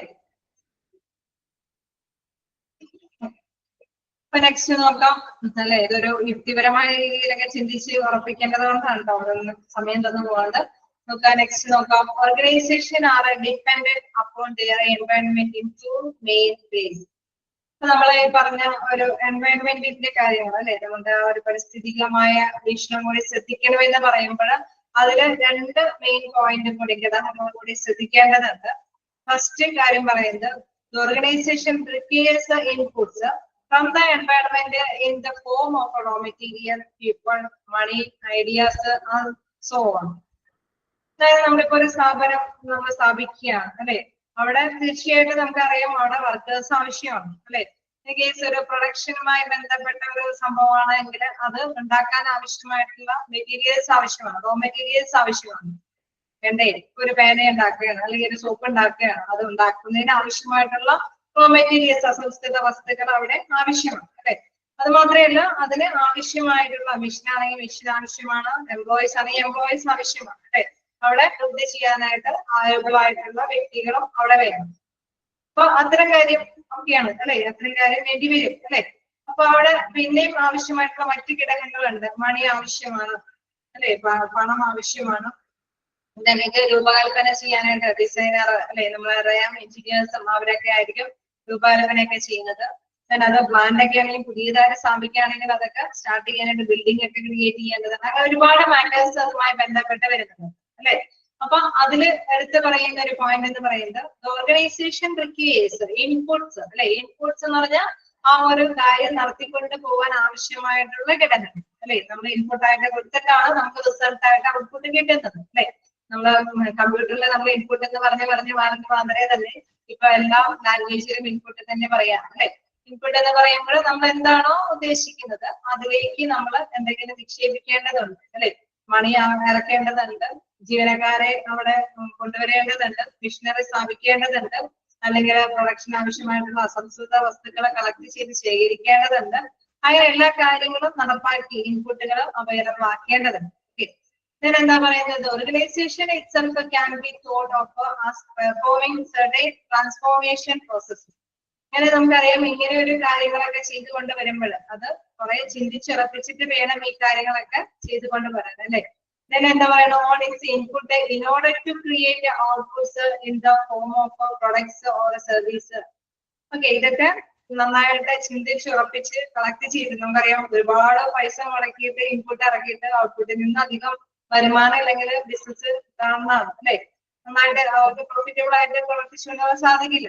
കാരണം അതിനു വേണ്ടി ഇൻപുട്ടിന് വേണ്ടിയിട്ട് ഒരുപാട് കോസ്റ്റ് അവിടെ ഇറക്കി, പക്ഷെ അത്രയും റിസൾട്ട് അല്ലെ ഔട്ട്പുട്ടിൽ നിന്ന് കിട്ടാനില്ല. അത്രയും പണം നേടിയെടുക്കാൻ ഔട്ട്പുട്ടിൽ നിന്ന് ഇല്ലെങ്കിൽ തീർച്ചയായിട്ടും ബിസിനസ് ഡൗൺ ആയിട്ട് പോകാനായിട്ടുള്ള സാധ്യതയുണ്ട് അല്ലെ. അത് എന്താണ് റൺ ചെയ്യാനായിട്ട് മൂവ്മെന്റ് അവർക്ക് നിലനിർത്തി കൊണ്ടുപോകാനായിട്ട് സാധിക്കാൻ പറ്റാതെ വരും. അങ്ങനെ ബേസിക്കലി എക്സ്പെൻഡിച്ചർ ആയിരിക്കും കൂടുതൽ അല്ലെ. ചിലപ്പോൾ വേണമെങ്കിൽ എംപ്ലോയീസിനെയൊക്കെ പുറത്തുനിന്ന് കൊണ്ടുവരാൻ വരും, അല്ലെങ്കിൽ മെഷീനറി ഒക്കെ പുറത്തുനിന്ന് പിടിച്ച് സ്ഥാപിക്കേണ്ടതായിട്ട് വരും. നല്ല ആശയൊക്കെ ആയിരിക്കും, പക്ഷെ അത് എന്താണ് പ്രാബല്യത്തിൽ വരുന്നതിന് ഒരുപാട് ഫിനാൻസ് മുടക്കേണ്ടതൊക്കെ ആയിട്ട് വരും. അങ്ങനെ വരുമ്പോൾ നമുക്കറിയാം ഒരു ആ ഏരിയയിൽ ചിലപ്പോൾ ആ ബിസിനസ് നന്നായിട്ട് തന്നെ പച്ചപിടിക്കാത്ത ഒരു ഏരിയ ആണെങ്കിൽ തീർച്ചയായിട്ടും എന്താണ് അതിന്റെ റിസൾട്ട് മോശമായിട്ട് വരും. അതേസമയം നമുക്കറിയാം നല്ലൊരു ഏരിയയില് നല്ലൊരു സ്ഥാപനം അത് അധികം ഫിനാൻസ് ഒന്നും മുടക്കാതെയൊക്കെ ഇംപ്ലിമെന്റ് ചെയ്ത് നടപ്പാക്കി കൊണ്ടുവരാണെങ്കിൽ നല്ല റിസൾട്ട് ഉണ്ടെങ്കിൽ അത് പ്രോഫിറ്റബിൾ ആയിട്ടുള്ള ബിസിനസ് ആയിട്ട് ഡെവലപ്പ് ചെയ്യുകയും ചെയ്യും. ഓക്കെ, അപ്പൊ അവിടെ എടുത്ത് പറയുന്ന ഒരു കാര്യം എന്താണ്, ഇൻപുട്സ് ഓർഡർ അല്ലെ, അത് ക്രിയേറ്റ് ചെയ്യുമ്പോൾ അതിന്റെ ഔട്ട്പുട്ടും കൂടി അത് ചിലപ്പോൾ എന്താണ് പ്രൊഡക്ഷൻ ആയിട്ടായിരിക്കും ഔട്ട്പുട്ട്, ചിലപ്പോൾ സർവീസ് ആയിട്ടായിരിക്കും അല്ലെ. ഹോസ്പിറ്റലൊക്കെ ആകുമ്പോൾ നമുക്കറിയാം സർവീസ് ആണ് അവിടെ നിന്ന് വരുന്ന റിസൾട്ട്. ഓക്കെ, അപ്പൊ അതാണ് അതിൽ ഫസ്റ്റ് പോയിന്റ് ആയിട്ട് വരുന്നത്. നമ്മൾ എപ്പോഴും ശ്രദ്ധ കേന്ദ്രീകരിക്കേണ്ടതാണ് ഇൻപുട്ടുകളൊക്കെ അവൈലബിൾ ആവോ, നമ്മൾ ഉദ്ദേശിക്കുന്ന ഐഡിയ അനുസരിച്ചിട്ട് അവന് ആവശ്യമായിട്ടുള്ള മെഷീനറി സ്ഥാപിക്കാൻ പറ്റുമോ, അതല്ലെങ്കിൽ അതിന്റെ ഔട്ട്പുട്ട് നമുക്ക് നേടിയെടുക്കാൻ സാധിക്കുമോ എന്നൊക്കെ ഫസ്റ്റ് ആയിട്ട് ശ്രദ്ധ കേന്ദ്രീകരിച്ച് നോക്കേണ്ടതാണ്. Secondly, the association depends on the environment that is a public to aspect to its output, that is a product or service. നേരത്തെ പറഞ്ഞ മാതിരി നമ്മളൊരു സ്ഥാപനം കൊണ്ടുവന്ന് വെക്കുമ്പോൾ ആലോചിക്കണം അവിടെയുള്ള പബ്ലിക് അത് സ്വീകാര്യമാകോ ഇല്ലേ. നമ്മളൊരു ഹോസ്പിറ്റൽ നേരത്തെ പറഞ്ഞു അവിടെ കൊണ്ടുവന്ന് സ്ഥാപിക്കുമ്പോൾ അവിടെയുള്ള ജനങ്ങൾക്ക് അതിന്റെ സേവനം നേടിയെടുക്കാൻ പ്രാപ്തരാണോ എന്ന് നോക്കിയിട്ട് മാത്രമേ അവിടെ കൊണ്ടുവന്ന് ആ ഹോസ്പിറ്റൽ ഇംപ്ലിമെന്റ് ചെയ്യാൻ പാടുള്ളൂ. ഇപ്പൊ ഇൻ കേസ് ഒരു ട്യൂഷൻ സെന്റർ ആണെങ്കിൽ കൂടി അല്ലെ, നമുക്കറിയാം അവിടെ കുട്ടികളുണ്ടോ എന്ന് നോക്കിയിട്ടാണ് അവിടെ സ്ഥാപിക്കുന്നത് അല്ലെ. അല്ലാത്ത പക്ഷം നമ്മൾ പുറത്തുനിന്ന് ടീച്ചേഴ്സിനെയൊക്കെ കൊണ്ടുവന്ന് അപ്പോയിന്റ്മെന്റ് ഒക്കെ കൊടുത്ത് അത് വലിയ കുറെ അല്ലെ കാര്യങ്ങളൊക്കെ പ്രൊജക്ഷനും കാര്യങ്ങളൊക്കെ കാണിച്ചിട്ടൊക്കെ ഡെവലപ്പ് ചെയ്യാന്നൊക്കെ വിചാരിച്ച് അത് സ്ഥാപിച്ചു കഴിഞ്ഞാൽ കുട്ടികളില്ല എങ്കിൽ എന്താണ് പ്രശ്നം, നമുക്ക് അതിന്റെ റിസൾട്ട് നേടിയെടുക്കാനായിട്ട് സാധിക്കില്ല അല്ലെ. അപ്പൊ ഇംപ്ലിമെന്റ് ചെയ്യുമ്പോൾ ഇത്തരം മാറ്റേഴ്സുകളൊക്കെ കൺസിഡർ ചെയ്യേണ്ടതാണ്. അങ്ങനെ 2 പോയിന്റ് ആയിട്ടാണ് അത് വീക്ഷിച്ചിരിക്കുന്നത്. തുടങ്ങാനായിട്ടുള്ള ഇൻപുട്ടിന്റെ ഇത് സാധ്യതകള്, ഇതെല്ലാം ഔട്ട്പുട്ടായിട്ട് കിട്ടുന്നത് അത് അർഹരായവരിലേക്ക് എത്തിക്കാൻ പറ്റുമോ, അത് മേടിക്കാൻ ആ ബിസിനസ് മേടിക്കാനായിട്ട് അർഹരായവരുണ്ടോ എന്നുള്ളതൊക്കെ, ആ ഒരു വസ്തുക്കളൊക്കെ മേടിക്കാൻ അർഹരായവരുണ്ടോ എന്നൊക്കെ മനസ്സിലാക്കിയിട്ട് മാത്രമാണ് അതൊക്കെ സ്ഥാപിക്കാനായിട്ട് പാടുള്ളൂ എന്ന്. ക്ലിയർ ആവുന്നുണ്ടോ? ജസ്റ്റ് വായിച്ചു നോക്കുക.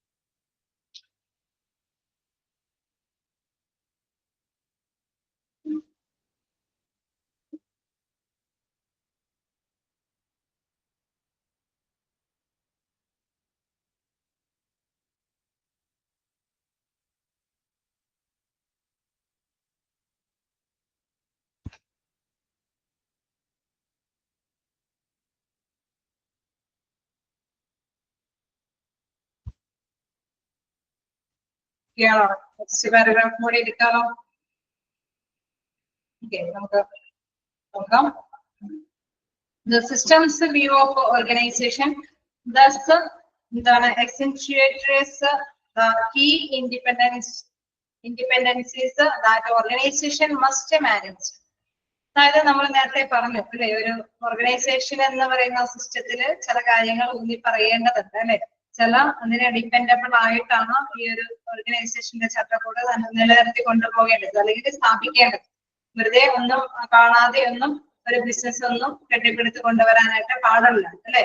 അപ്പൊ അതിൻ്റെതായിട്ടുള്ള കീ ആയിട്ടുള്ള അല്ലെ, അതിനെ ഡിപ്പെൻഡ് ചെയ്യുന്ന മാറ്റേഴ്സുകളെല്ലാം പരിഗണിച്ചിട്ട് മാത്രമാണ് ഓർഗനൈസേഷൻ അത് അതിന്റെ വീക്ഷണത്തിലൂടെ കാഴ്ചവെക്കാൻ പാടുള്ളൂ. അതായത് ഊന്നി പറയേണ്ട കാര്യങ്ങളോ ആ ലക്ഷ്യം വെക്കേണ്ട കാര്യങ്ങൾക്ക് പ്രാധാന്യം കൊടുക്കണം എന്നുള്ളത്.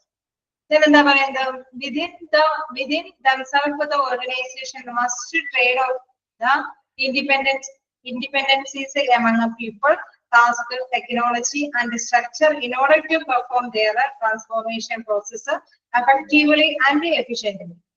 അപ്പൊ നമുക്കറിയാം അവിടെ പീപ്പിൾസ് അവിടെ വർക്ക് ചെയ്യുന്നുണ്ട്, വ്യത്യസ്ത തരത്തിലുള്ള പീപ്പിൾസ് അവിടെ വർക്ക് ചെയ്യുന്നു. അവർ വ്യത്യസ്ത തരത്തിലുള്ള കടമകളാണ് ചെയ്യുന്നത്, വ്യത്യസ്ത ടെക്നോളജികൾ അവിടെ ഉപയോഗിക്കുന്നുണ്ട്. അങ്ങനെ ആ ഒരു സ്ട്രക്ചർ, ആ ഒരു ഘടന എന്ന് പറയുന്നത് നല്ല രീതിയിൽ അല്ലെ, നല്ല രീതിയിലുള്ള പ്രോസസ്സിംഗ് പ്രവർത്തനങ്ങളാണ് കാഴ്ചവെക്കുന്നത്. അവിടെ എപ്പോഴും നമ്മളപ്പോ ശ്രദ്ധ കേന്ദ്രീകരിക്കേണ്ട ഒരു കാര്യം അതിനെ ആശ്രയിക്കുന്ന കുറെ മാറ്റേഴ്സുകളാണ് അല്ലെ. ഇൻഡിപെൻഡൻസ് എന്ന് പറയുമ്പോൾ പല മാറ്റേഴ്സിനും ഒന്നിനും ഒന്ന് ഡിപ്പെൻഡ് ചെയ്യുന്നുണ്ട്. നമ്മളിപ്പോ ഒരു സ്ഥാപനം സ്ഥാപിക്കുമ്പോൾ നമുക്ക് ആവശ്യമായ ആശംസ വസ്തുക്കൾ കിട്ടോ, അത് മാത്രമല്ല അതിന് എവിടായിട്ടുള്ള വ്യക്തികൾ ഇവിടെ ഉണ്ടോ, മെഷീൻ ഇനി പുറത്തു നിന്ന് ഇംപ്ലിമെന്റ് ചെയ്യേണ്ടതുണ്ടോ അല്ലെ, നമുക്ക് ലഭ്യമായ മെഷീൻ ആണോ, അത് മാത്രമല്ല ഫിനാൻസ് മതിയായ ഫിനാൻസ് ഉണ്ടോ, അതിന് ആവശ്യമായിട്ടുള്ള സ്ഥലപരിധികൾ ഉണ്ടോ. നമ്മൾ മറ്റൊരു കാര്യം കൂടി മനസ്സിലാക്കിയെടുക്കും. അതായത് ഇത് ഇങ്ങനെ കൊണ്ടൊക്കെ സ്ഥാപിച്ച് ഇതിൽ നിന്നുണ്ടാവുന്ന പ്രൊഡക്റ്റ് അല്ലെങ്കിൽ ഇതിൽ നിന്നുണ്ടാവുന്ന സർവീസ് അത് നേടിയെടുക്കാൻ അർഹരായ വ്യക്തികളുണ്ടോ അല്ലെ, അതുകൂടിയൊക്കെ കൺസിഡർ ചെയ്യും. അപ്പൊ പരസ്പരം കണക്റ്റഡ് ആയിട്ടുള്ള മാറ്റേഴ്സുകൾ എപ്പോഴും അത് ആശ്രയബോധത്തോട് കൂടിയിട്ട് പരസ്പര ആശ്രയമുള്ള കാര്യങ്ങളൊക്കെ അത് കൃത്യമായിട്ട് തന്നെ കൈകാര്യം ചെയ്യണമെന്ന്. പീപ്പിൾ ആവാം, അതേപോലെ തന്നെ ടെക്നോളജി ആവാം, അല്ലെങ്കിൽ ആ ചട്ടക്കൂടാവാം, അത് പരസ്പരം ബന്ധിച്ചുകൊണ്ട് തന്നെ കൈകാര്യം ചെയ്യേണ്ടതുണ്ട്. അങ്ങനെ ചെയ്താൽ മാത്രമാണ് അത് കാര്യക്ഷമമായിട്ടുള്ള റിസൾട്ട് നമുക്ക് തരുന്നുള്ളൂ. An organization must also recognize their independence with the broader environment within which they exist. നമ്മൾ പറഞ്ഞു അവിടെ എൻവയൺമെന്റൽ ആയിട്ടുള്ള മാറ്റേഴ്സ് അല്ലെ, ചിലപ്പോൾ നമ്മൾ പറഞ്ഞല്ലേ അവിടെ എന്തെങ്കിലും കൾച്ചറൽ എന്തെങ്കിലും രാഷ്ട്രീയപരമായിട്ടുള്ള പ്രോബ്ലംസോ എന്തെങ്കിലും സിറ്റുവേഷൻസ് ഒക്കെ ഡെവലപ്പ് ചെയ്യുന്ന ഏരിയയൊക്കെ ആണെങ്കിൽ എന്താണ് എല്ലാം ഓക്കെയാണ്, പക്ഷെ എന്താണ് ബിസിനസ് സ്റ്റാർട്ട് ചെയ്യാൻ പറ്റുന്നില്ല. അങ്ങനെ എന്തെങ്കിലുമൊക്കെ പ്രശ്നം ഉണ്ടാവില്ലേ, ഉണ്ടാവുമോ? ഓക്കെ, അപ്പൊ അങ്ങനെ ഉണ്ടാവും അല്ലെ. അപ്പൊ നമ്മള് എല്ലാ കാര്യങ്ങളും കൺസിഡർ ചെയ്യുമ്പോൾ എൻവയോൺമെന്റിനെ കുറിച്ചിട്ട് സ്റ്റഡി ചെയ്യണം അല്ലെ. അവിടെ ആ ഒരു സാധ്യമായ വശങ്ങളില് കൾച്ചറൽ ആയിട്ടുള്ള ഫാക്ടേഴ്സ് അല്ലെങ്കിൽ പൊളിറ്റിക്കൽ ഫാക്ടേഴ്സ് അല്ലെങ്കിൽ അല്ലെ എന്തെങ്കിലും അത്തരത്തിലുള്ള എന്തെങ്കിലും ഇഷ്യൂസുകളൊക്കെ ഉള്ള കാര്യങ്ങൾ ഉണ്ടോ എന്ന് കൂടി ശ്രദ്ധ കേന്ദ്രീകരിക്കേണ്ടതാണ്. അപ്പൊ നമ്മള് ഒരിക്കലും ഒരു ബിസിനസ് എന്നുള്ള അല്ലെങ്കിൽ ഒരു സർവീസ് കൊടുക്കാം അല്ലെങ്കിൽ ഒരു പ്രൊഡക്റ്റ് ഉണ്ടാക്കാം എന്ന് തീരുമാനിച്ചുറപ്പിച്ച് കാര്യങ്ങൾ ചെയ്യാൻ സാധിക്കില്ല എന്നുള്ളത് നമ്മൾ കണ്ടു. അത് എഫിഷ്യന്റ് ആയിട്ട് ചെയ്യണമെങ്കിൽ പല പല ചിന്തകന്മാരുടെ വീക്ഷണങ്ങൾ കണ്ടു. ചില എംപ്ലോയീസിന് അവരെ കൈകാര്യം ചെയ്ത് കഴിഞ്ഞാൽ പ്രൊഡക്ഷൻ നന്നായിട്ട് ഉത്പാദിപ്പിക്കാൻ പറ്റുമെന്ന് പറഞ്ഞു. എംപ്ലോയീസിനെ മാത്രമല്ല അവിടെയുള്ള മാനേജേഴ്സിന് ആഗ്രഹിക്കുന്ന വിധത്തിലുള്ള കൺട്രോളിംഗ് പവർ ഒക്കെ ഉണ്ടെങ്കിൽ പ്രൊഡക്ഷൻ നന്നായിട്ട് കൈകാര്യം ചെയ്യാൻ പറ്റും എന്ന് കണ്ടു. അതിൽ നിന്ന് വ്യത്യസ്തമായിട്ട് അല്ലെ ചുറ്റുപാടുകൾ കൂടി കെയർഫുൾ ആയിട്ട് ഹാൻഡിൽ ചെയ്തിട്ട് മാത്രമാണ് കൈകാര്യം ചെയ്യാൻ പറ്റുള്ളൂ എന്ന് കണ്ടു. നെക്സ്റ്റ് എന്താണ് ഹൗസ് ഒക്കെ അല്ലെ, അതിൽ നിന്നൊക്കെ കുറച്ചും കൂടി കുറച്ചും കൂടി പോയിന്റ്സുകൾ ഡെവലപ്പ് ചെയ്ത് വന്നു. അപ്പൊ ഹസ്ബൻഡ് എന്താണ് അവിടെ എംപ്ലോയീസിനെ കൺസിഡർ ചെയ്യണം, പ്രൊഡക്ടിവിറ്റി കൂട്ടാനുള്ള അതിന്റെയുമായി ബന്ധപ്പെട്ട ഇൻപുട്ടുകളൊക്കെ ഉണ്ടോ എന്നുള്ള കാര്യം മനസ്സിലാക്കണം. അങ്ങനെ പല മെത്തേഡ്സുകളും കണ്ടു അല്ലെ. അപ്പൊ അവിടെ പ്രധാനമായിട്ടും എല്ലാ കാര്യങ്ങളും കൺസിഡർ ചെയ്യണം എന്നുള്ള ഒരു വീക്ഷണത്തിലേക്ക് എത്തുകയാണ് അല്ലെ. ഈ ഒരു ഇത്രയും പോയിന്റ്സിൽ നിന്ന് അതല്ലേ മനസ്സിലായത് അല്ലെ. ഒന്നോ എംപ്ലോയീസിനെ മാത്രം കൺസിഡർ ചെയ്യുകയോ അല്ലെങ്കിൽ മാനേജേഴ്സിന് മാത്രം കൺട്രോളിങ് കിട്ടുകയോ അല്ലെങ്കിൽ എന്താണ് നല്ല ഇൻപുട്ടുകൾ കൊടുക്കുകയോ ഒക്കെ ചെയ്താൽ മാത്രം റിസൾട്ട് കിട്ടുമോ? ഇല്ല.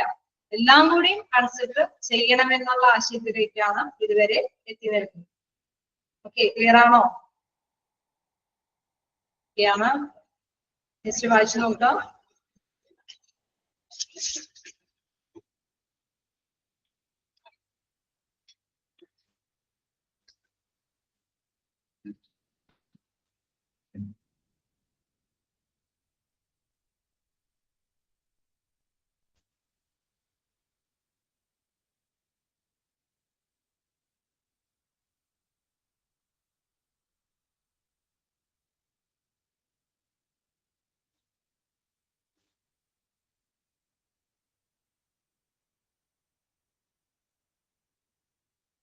ഞാൻ അൺമ്യൂട്ട് ആക്കിയിട്ടുണ്ട്.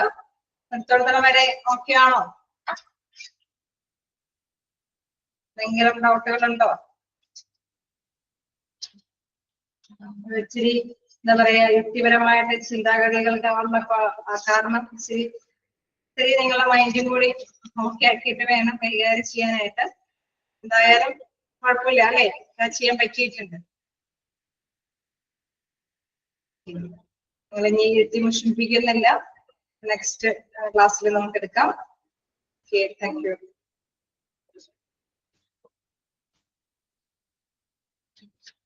Thank you, ma'am.